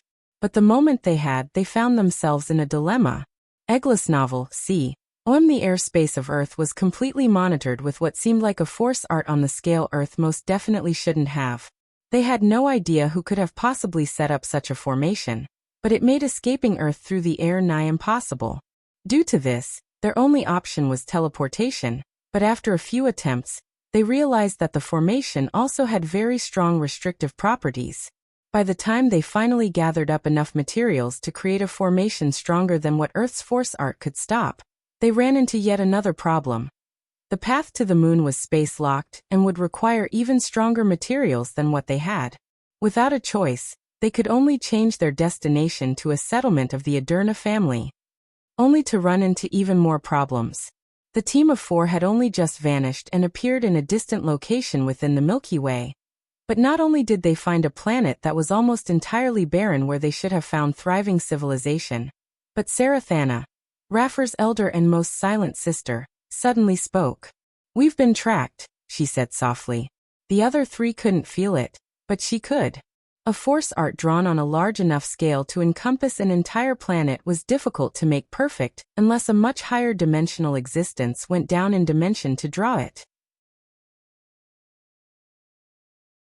As such, it wasn't surprising that Earth's force art could be circumvented with the use of stronger materials.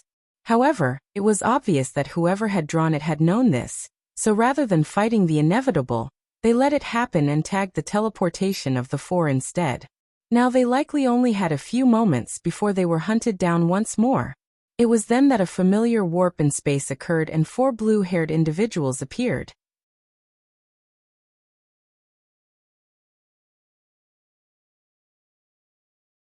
Chapter 1865.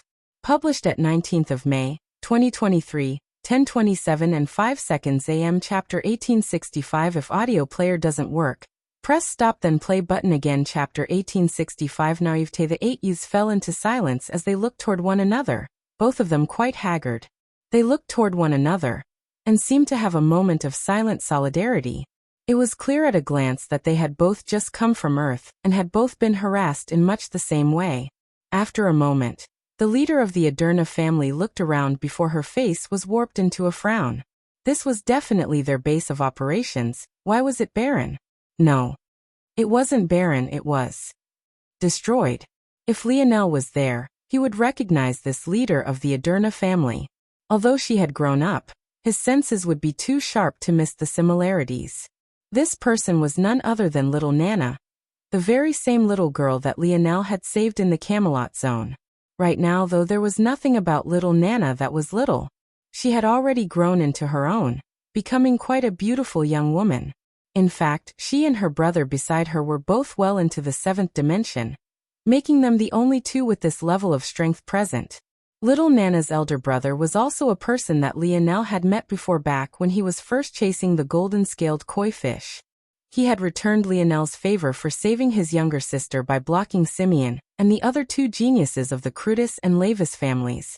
And now he had also grown into his own. The Aderna family sent 2 7th-dimensional existences? Raffer asked, a hint surprised though his words also seemed to be implying something. It was very obvious to Raffer that the Aderna family would only do this if they knew something the Brazingers did not. And that was made even more obvious by the fact they had sent little Nana. Adrin was only at the level of Simeon and not worth Raffer's attention, much less Sarathana's. However, little Nana was a different case entirely. She was a genius, even surpassing that of Raffer's elder sister, and had a long track record to prove it. The only reason the Aderna family was even able to send her out was because she had already been in this world before when she was much younger. Little Nana's bindability index allowed her to place restrictions on more than just the physical. As she had grown more skilled, she could even place restrictions on herself, allowing her to fool the eyes of the regulator and slip by without detection. However, even while restricted, her current power dwarfed them all, and that would be the case even if she was in the 6th dimension like the rest of them, let alone the fact she was in the 7th. Adrin started slowly, received a report a few months ago. Why did it take you so long to reply then? We weren't here, Adrin replied. We were in another domain and had to come back to shore up things here. But it's clear that we were too late, and I'm pretty it happened to all of us. Someone wiped out our families to the last man. The message only said, Prince Lionel Morales. I don't believe it. Nana immediately shook her head. Adrin opened his mouth to reply, but in the end he shook his head and sighed. His little sister might be exceptionally powerful, but this was ironically exactly why she had been able to maintain her innocence even to this point. She didn't know what hardship was because everything was too easy, and everyone doted on her. The only hardship she had ever experienced in her life was in the Camelot zone, and it was ironically Lionel who had saved her from it. So just based on this, the place Lionel had in her heart was exceptional.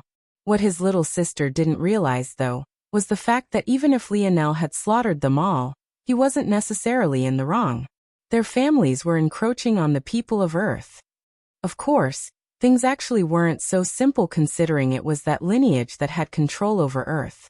But as someone born and raised on Earth, it made no difference to Lionel.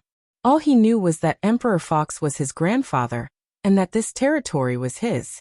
The reasons the 4 great families had for being here were irrelevant to him. Since they had warred against Earth, there was no doubt that Lionel had lost some people he cared for, so it was only right for him to be infuriated and destroy them if he could. And since he had managed to come back from that place, given his talent, this kind of improvement was almost a given. However, in little Nana's naive little world, everyone she loved was always perfect. Whether it was the Aderna family or Lionel, both were in the right, so there had to be something else she didn't know about. and the two definitely wouldn't hurt one another. Having such a naive little girl wield such power, it was hard to tell if this was a good or a bad thing. Leonel Morales? Raffer repeated this name with a dark expression. However, almost the instant he did so, he regretted it. Raffer felt his body go entirely limp and out of his control. He couldn't even look toward the young woman pressuring him, because even looking up at this point was like lifting a mountain for no reward other than greater pressure. Nana. Adrin said softly. Hearing her big brother say something, little Nana snorted lightly and let the matter go. However, everyone else felt a helpless sort of cold sweat. Raffer hadn't even said anything bad about him yet. He had only repeated the name in a displeased tone, but it had still caused such a reaction. Egglesnell Raffer cleared his throat as he took deep breaths. Although he was inwardly furious, there was nothing else he could do. Leonel Morales was a name he knew only because it was tied to Aina Athelie's Brazinger. And even more importantly than that half-breed was her traitorous father, Adam Rainier Brazinger. To think that such a person would actually dare destroy their bases.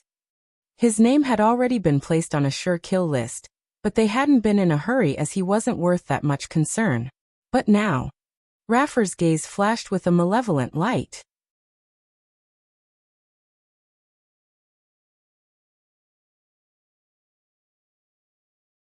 Chapter 1866. Published at 19th of May, 2023, 10:27 and 5 seconds AM. Chapter 1866. If audio player doesn't work, press stop then play button again. Chapter 1866. Ellerin Raffer took a breath and calmed himself. He was used to a hierarchy in the Brazinger family. Among the four they were most definitely the strictest in this regard. Since their bloodlines practically made them thirst for battle, it was an inevitable outcome. The likes of Simeon was exceptionally rare. If not for his background, he would have never been favored so much regardless of what his ability index could do. Long story short, Raffer was very much used to swallowing his pride and biding his time. He lacked top-tier talent within their family, so he could only do things this way. What should we do then? Raffer asked. Just from our short stint on Earth, it was too easy to tell that their entire system has been overhauled.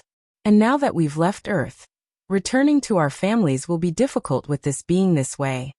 Earth was their only gateway back to their families, so now that they had been lured away in order to find out information about what had truly happened, there was no going back, at least not with any sort of ease.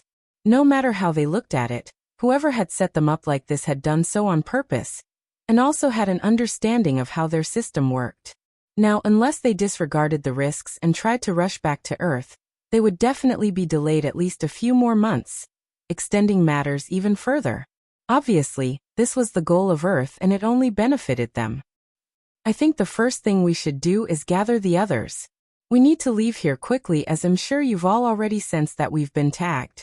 Since we've sent people, the Lavis and Crutus definitely have as well. After we gather up, we can decide what the next step will be. Adrin replied. It'll be difficult. I doubt the tag only applied to those coming here, so they've been tagged as well. If they chose to flee from their location as quickly as possible, finding them might prove difficult. By then, they can pick us off one by one, Raffer said solemnly. Also, there's no guarantee that they sent seventh dimension existences like you did, so they might very well be sitting ducks. The four families couldn't exactly be said to be entirely cozy and buddy with one another. They were more like reluctant allies as they had no other choice. But this was enough for them to not want the unwarranted death of one another. It felt that given how things were stacked up against them, before they even found the others, they'd already long be dead. Your words make sense, Adrin nodded. In that case we should pivot. If we can meet up with them, that would be for the best, but since we cannot, I think the best course of action is to leave Earth's territory. After thinking for a while, Adrin came down with this conclusion. Everyone fell into silence. Although it was an uncomfortable truth, it was one nonetheless. Right now they all felt trapped, like mice in a trap. If they squirmed about in Earth's territory for too long, they could suffer greatly for it in the end. Not necessarily, Raffer suddenly said with a smile. Since things have reached this point, I think it's best we move some things forward. Adrin frowned. It wasn't that he hadn't thought of this, but they didn't have the weight to make such a decision. In addition, with how suffocating Earth's tactics had been, there was no telling how those chess pieces were faring to begin with. We had a good opportunity when terrain attacked, but everything was ruined by that Lionel Morales, so we shut them down before they could act. I think it's only right that this Lionel Morales now becomes the trigger for the opposite, Raffer said lightly, shivering slightly under Nana's warning glance. I'm not certain that. There's no better time than now. We can't delay any longer, Raffer cut off Adrin. Think about it clearly. Our families have been wiped out, and all the time we've spent building up our foundation has been wasted. Although we don't have the jurisdiction to know why our families are doing this, it's apparent that they have their reasons, correct? If not, why even bother? Why not just wait until Earth enters the 8th dimension, and send in the geniuses of your younger sister's caliber? What chance would Earth stand then? Adrin fell into silence. Raffer's words made sense. There was definitely a reason they needed to establish a presence first, and he felt that it was likely due to the necessity of not allowing the fox to grow freely. If we let things get too out of hand, reversing the situation would be impossible. It's time we activate some trump cards and counters. Silence fell over them all once again before Adrin took a breath. He was a fool. He could see the ambition in Raffer's eyes. His words were logical, but they were underpinned by an insatiable desire to prove himself. It was clear that Raffer saw this as an opportunity to increase both his and his sister's station in life. Adrin no longer needed to press so hard. His little sister had already led their branch family far further than he could ever imagine. But he could understand Raffer's fire because he had once had it as well. Before his little sister matured, he didn't know when that fire vanished, but he had just become okay with letting little Nana take the reins. He just felt that there were other things worth fighting for. But now, all right, let's contact Ellerin then. Adrin said firmly. Deep within Earth's territory, on a planet that was filled with lush greenery and wild beasts, but without a hint of civilization, a young man reclined within a tall tree's shadow. He seemed to be at complete peace, a rusted machete by his side, until his eyes suddenly snapped open, revealing a piercing blue depth. Eagles Nova 1. Oh, this young man had features carved from a painting. Eyes as blue as the skies, hair as white and pure as winter's first snowfall, and delicate brown skin that reminded one of gently roasted nuts. Every one of his actions exuded an air of vitality and suffocating pressure. This young man was Ellerin, the young man who cleared the zones of Earth the second fastest. Hacker Hutch's grandson.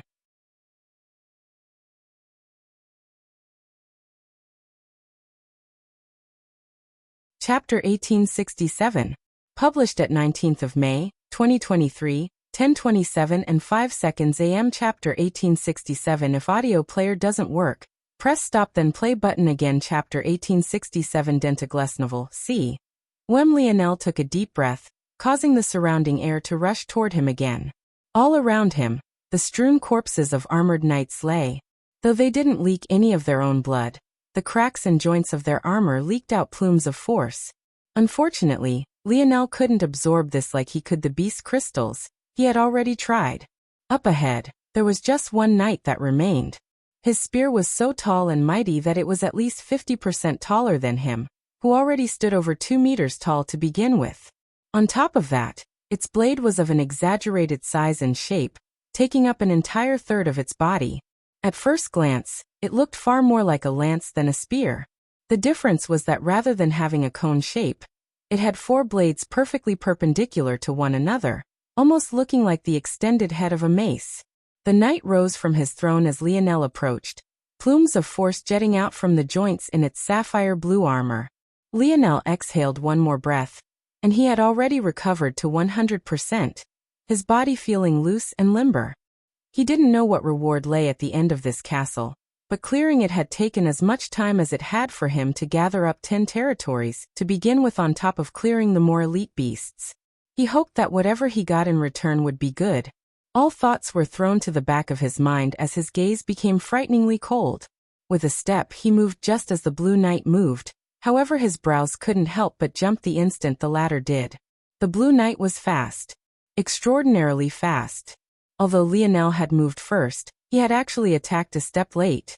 While he had expected some difficulty in the final hurdle, Lionel had thought that the greater part of the challenge was already behind him only because of the sheer number of enemies. It seemed like he had been wrong. Lionel realized that it was too late to continue attacking, so his stance shifted and his wrists flicked upward, nicking the underside of the Blue Knight's enormous mace-like lance spear. Ducking with a bend of his knees, Lionel slid under the violently piercing blade, his feet gliding along the marbled floors of the throne room. Forceful, Lionel's spear spiraled through the air, forming its own lance-like construct as his absolute spear domain wrapped around it, and collided with the Blue Knight's chest plate armor. Clang! Ban! The Blue Knight stumbled just a single step backward, but it had already raised its spear upward, swinging it down as though it was a club rather than a spear, even to the point of using just a single arm. Lionel rolled to the side, just barely dodging. However, he was calm as he sprung back up to his feet, gliding back to dodge another strike. Inwardly, though, he was confused. Logically, his spear should have done much more damage. For one, his spear had been upgraded to the bronze grade after fusing 10 territories. Secondly, he had used Forceful, the strongest strike he could utilize in such close quarters and with such short notice. And yet, he had only left a dent on the armor. Lionel dodged again as he sent a look toward his spear. This time, his expression changed a little when he noticed the micro-fractures fissuring its body. The good news was that these fractures slowly healed, likely because this tribulation wasn't cruel enough to leave a participant spearless in the case of an accident. The bad news was that this pretty much guaranteed that Lionel wouldn't be able to break down these defenses with normal means. He had been through this castle for long enough. Attacking the joints wouldn't help.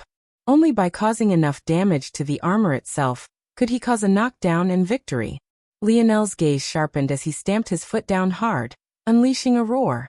The marbled floors cracked once as he launched himself forward. Backtracking wouldn't help him. The only path forward was to push, relentlessly. The Blue Knight had exceptional straight-line speed, but Lionel had already realized that its agility was lacking and things were only made worse by the heft of its spear. He had to stay close, unleashing barrage after barrage. Lionel glided around the Blue Knight, his tactics changing as his eyes glazed over. His spear left countless afterimages in the air, delicate brushes of gold painting the throne room in a nobility beyond anything it had experienced before. Faster! Faster! The white furs that coated Lionel's body fluttered, dancing into the coarse wings as his body only seemed to become more and more agile. His spear danced, clashing against the blue armor again and again. Not working. Change tactics. Layer strikes. Lionel's body moved faster than his thoughts. He followed up slow strikes with accelerated strikes, giving the illusion that he was layering 2 attacks into one, and then 3 into one, and then 4. Bang. Bang. Bang. Not fast enough. The number of loud clashes began to lessen, and then they lessened again. Eventually, Lionel moved so fast and skillfully that the layered spear strikes echoed as one, making it seem as though he had only struck out with his spear just a single time. Lionel's gaze flashed with a blazing light, and he suddenly felt his spear techniques evolve.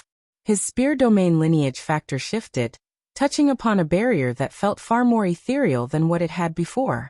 Lionel tried to burst through and just barely failed. However, the feeling of euphoria gripped his soul. This time, Lionel truly only pierced his spear forward just a single time. And yet the Blue Knight felt as though it had suffered 3 strikes at once. Bang. The armor dented. Bang. The dent deepened. Bang. The armor was torn through like thin aluminum, Lionel's spear shooting right through like a blazing meteor. Occasionally missing content. Please report errors in time.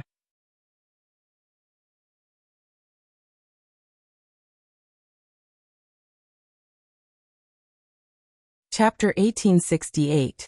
Published at 19th of May, 2023, 10:27 and 5 seconds AM. Chapter 1868. If audio player doesn't work, press stop then play button again. Chapter 1868. Arrogance and ignorance. Lionel held out his spear for a long while before slowly retracting it, and allowing the Blue Knight to fall to the ground. He found that without his ability index, His spear force seemed to increase by leaps and bounds with every battle. He had yet to have a battle where he didn't make a large improvement. Every time he sunk into that state of forgetting everything, he would come out an even greater monster on the other side. Just now, he felt his spear transcend the laws of the world around it. Before, his spear was able to ignore space somewhat, extending his blade against several enemies at once and even vanishing to attack across large distances. When he had just entered the tribulation, he could only do so within his absolute spear domain.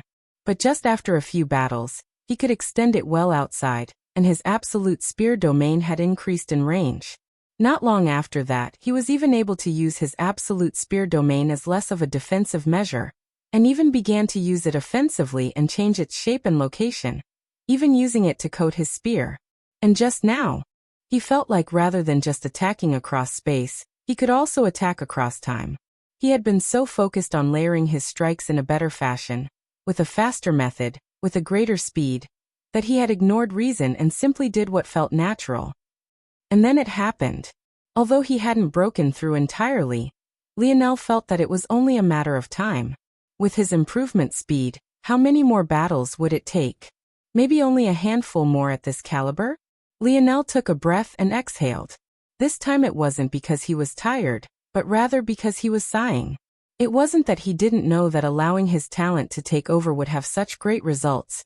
It was just that he was too arrogant to allow it to happen. He had wanted to fundamentally understand what was happening to him. Maybe deep down inside, Lionel knew why this was. Back then, it felt like too many things were entirely out of his control. The world he had grown up in was suddenly had a calamity descend upon it. His father wasn't who he thought he was. His mother was the woman he had ignored and maybe even somewhat hated all his life. His grandfather turned out to be the man everyone on the planet worshipped. And now he was suddenly forced into killing and maiming just to live, something he absolutely did not want to do. Lionel was someone who liked to have everything under his control, everything within his purview, even if that sometimes meant offending those that were closest to him. James' words back then of calling him a sociopathic hypocrite, and then Anna's actions of doing the exact same, was probably perfectly correct. The funniest part was that Lionel knew it. Despite his personality, he was hyper-aware of everything and very emotionally intelligent. He couldn't be a leader without such skills. He had just chosen to ignore it anyway, much to the frustration of a lot of people. Ironically, this tribulation, which was maybe a great challenge to others, was more of a joke to him, at least physically speaking. However, when it came to the truths it forced him to face, it could only be said that maybe this was a different kind of tribulation for Lionel altogether. Lionel waved his spear slowly.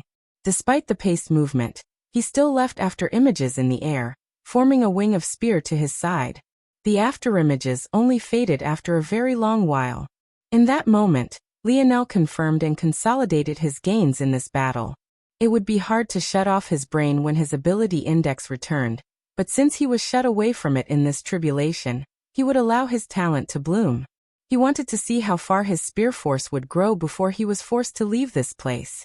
Lionel took a step forward, and the throne of the Blue Knight shook once before sinking into the ground.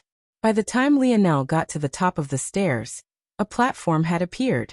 On it, there was a perfect replica of the Blue Knight's spear, radiating the aura of a silver-grade weapon. One Lionel would only be able to gain after clearing 90 more territories. Or rather 89 after this one.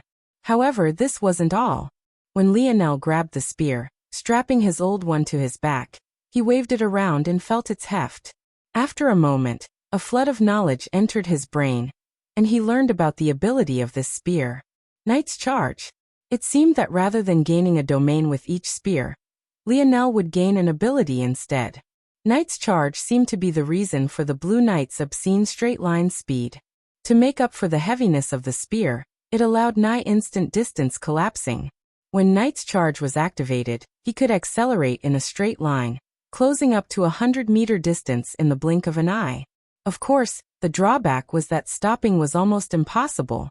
However, that could be mitigated because the distance of the charge could be decided by the activator ahead of time. You just had to trust in your own judgment. Lionel didn't know how often he would use this ability the way it was meant to be used, but he felt it had great potential in increasing attack potency. Eggless novel c. Lionel waved the enormous spear around for a few rounds before he got used to it and nodded himself. Then he turned and left. He had wasted enough time here. With that Enel charrowed toward a new Teratarv and then another. It wouldn't be long until he met his next Urukai, and maybe that was exactly what he wanted.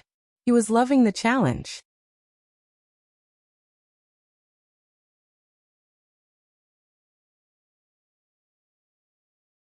Chapter 1869. Published at 19th of May, 2023, 10:27 and 6 seconds AM. Chapter 1869. If audio player doesn't work, press stop then play button again. Chapter 1869. Never enough. Ellerin didn't get up immediately, listening to the message in complete silence. It was only after an entire half hour that he stood. As he did so, his body seemed to leave afterimages in its wake despite the fact he wasn't moving very fast. Suddenly, all of those afterimages snapped into one before the process started again, and then again. Ellerin seemed to realize what was happening, and shook his head before waving a hand, and dispersing the odd force in the air. After a yawn, he patted down his still pristinely white tracksuit that didn't have even a slight stain on it despite the fact he had just been lying in the grass, and began to walk forward. Under some mysterious power, he appeared dozens of kilometers away, but somehow still seemed to be standing in place. Like a rubber band, his afterimage snapped into the distance, fusing with himself dozens of kilometers ahead. Every step Ellerin took, the process repeated until he stepped into the air, shot through the atmosphere, and began to stroll through the depths of space. He's been contacted, Raffer said confidently. Things will get started now. On Earth, a silent movement began to take place. At that moment, a familiar young man walked into an estate with slow and deliberate steps. He stood at just over 2 meters tall, and had exceptionally broad shoulders and large palms. Just shaking his hand would make one feel as though you were enveloped by his aura and presence, if not for his sturdy and unbothered demeanor. Everywhere this young man passed, servants and passers-by would respectfully greet him. This man was none other than James Bennet, a man who could formerly be said to have been the best friend of Lionel, and the very man who had betrayed him not once, but twice, the first being during their championship game, and the second being during Lionel's escape from the Royal Blue Fort. Right now, though, James was no longer the James of the past. At the very least, the Bennet family wasn't the Bennet family of the past. Instead, they had regained their title as Governor-Duke family following the fall of the Siegfried family. James' father's plan had worked. Over 20 years ago, James didn't know why his father had made him go to the Siegfried family and reveal that it had been Lionel who killed their son, Conrad Siegfried. But time had shown that his father was simply far more shrewd than he was. Conrad was the very young man that Aina had killed the moment Lionel stepped out from his very first zone. It was an event that had shocked Lionel awake to the fact that the young woman he had been chasing after for so many years wasn't who he had thought she was. But even Lionel couldn't have guessed that this would be the catalyst for the rise of the Bennet family once again. Just that seed planted so many decades ago led to the fall of the Siegfried. Learning that Lionel had killed their son had left the Siegfried quite suffocated. Around that time was also the time that news that Lionel was the prince of the empire also spread. So how could a mere Governor-Duke family dare to lay hands on him? Without a choice, they could only swallow their dissatisfaction, but it only continued to brew inwardly, especially after the Siegfried family missed their chance to join the Void Palace during the first round. Back then, Lionel had brought along many of Earth's geniuses with him to planet Luxnix, but he had never cared to note that the Siegfried family wasn't among them. But James' father had pulled strings to make certain that things would happen this way. Of course, the Siegfried family wasn't the only one that lost their opportunity to join, as even James didn't join as well. But this result made it look like the Fox family had not only condoned the killing of their son, but were even actively trying to suppress them so that they never gained a chance at revenge. The general population might see Emperor Fox as a god, but the noble families knew exactly how ruthless this man could be. This was the very same man who said that they were free to keep hunting his own grandson, and that he would reward him if they could pull it off. This was simply not the type of ruler you crossed, and if you managed to get on his bad side, you had to try your best to get out from under his power. So that was what the Siegfried had done. They thought they had gained an opportunity to flip the tables during the war against the four families, siding with the Lavis family when they thought they had gained a valuable chance. But in the end, their choice had ruined them. They were entirely crushed and their family was wiped out. Things wouldn't have happened as smoothly as this, or they would have at least been able to escape and join the remnants of the other families outside of Earth's territory. But as things went, how could James' father let this opportunity slip by? The Siegfried's family's deeds were reported by none other than the Bennett family, which eventually led a family of Tier 5 officials who had fallen from grace to regain their standing as governor dukes, a path that was made easier due to their legacy and the past. When this had happened, it had been the happiest day of James' life. He had thought that now that the Bennett family had finally regained their honor, he would be free. He could finally live the carefree life he had always wanted to. He could sleep with as many women as he wanted, drink until he couldn't see straight. Maybe even rekindle his friendship with the person he missed the most in the world, apologizing on his hands and knees if he had to. But how could things ever be so simple? How could he not have seen that to his father, returning to the status of Governor Duke was just the beginning? To him, nothing was ever enough. Now that they had climbed one peak, he wanted to aim for another. Egglesnell today, James' father had called him in once again.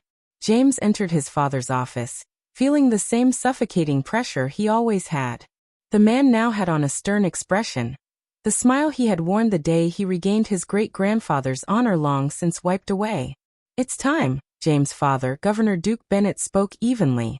"In 3 days' time, half of the Slayer Legion will rebel, launching an attack from within the capital." James' heart skipped a beat. "You're tuning in to the Lee May's Sword of Destiny YouTube channel. We're so grateful for your support, and don't forget to subscribe to join us on this incredible journey through captivating stories. Your generosity through donations truly makes a world of difference, as it's the primary source of revenue that allows me to expand and enhance this channel for you. Thank you from the bottom of my heart for being a part of this adventure."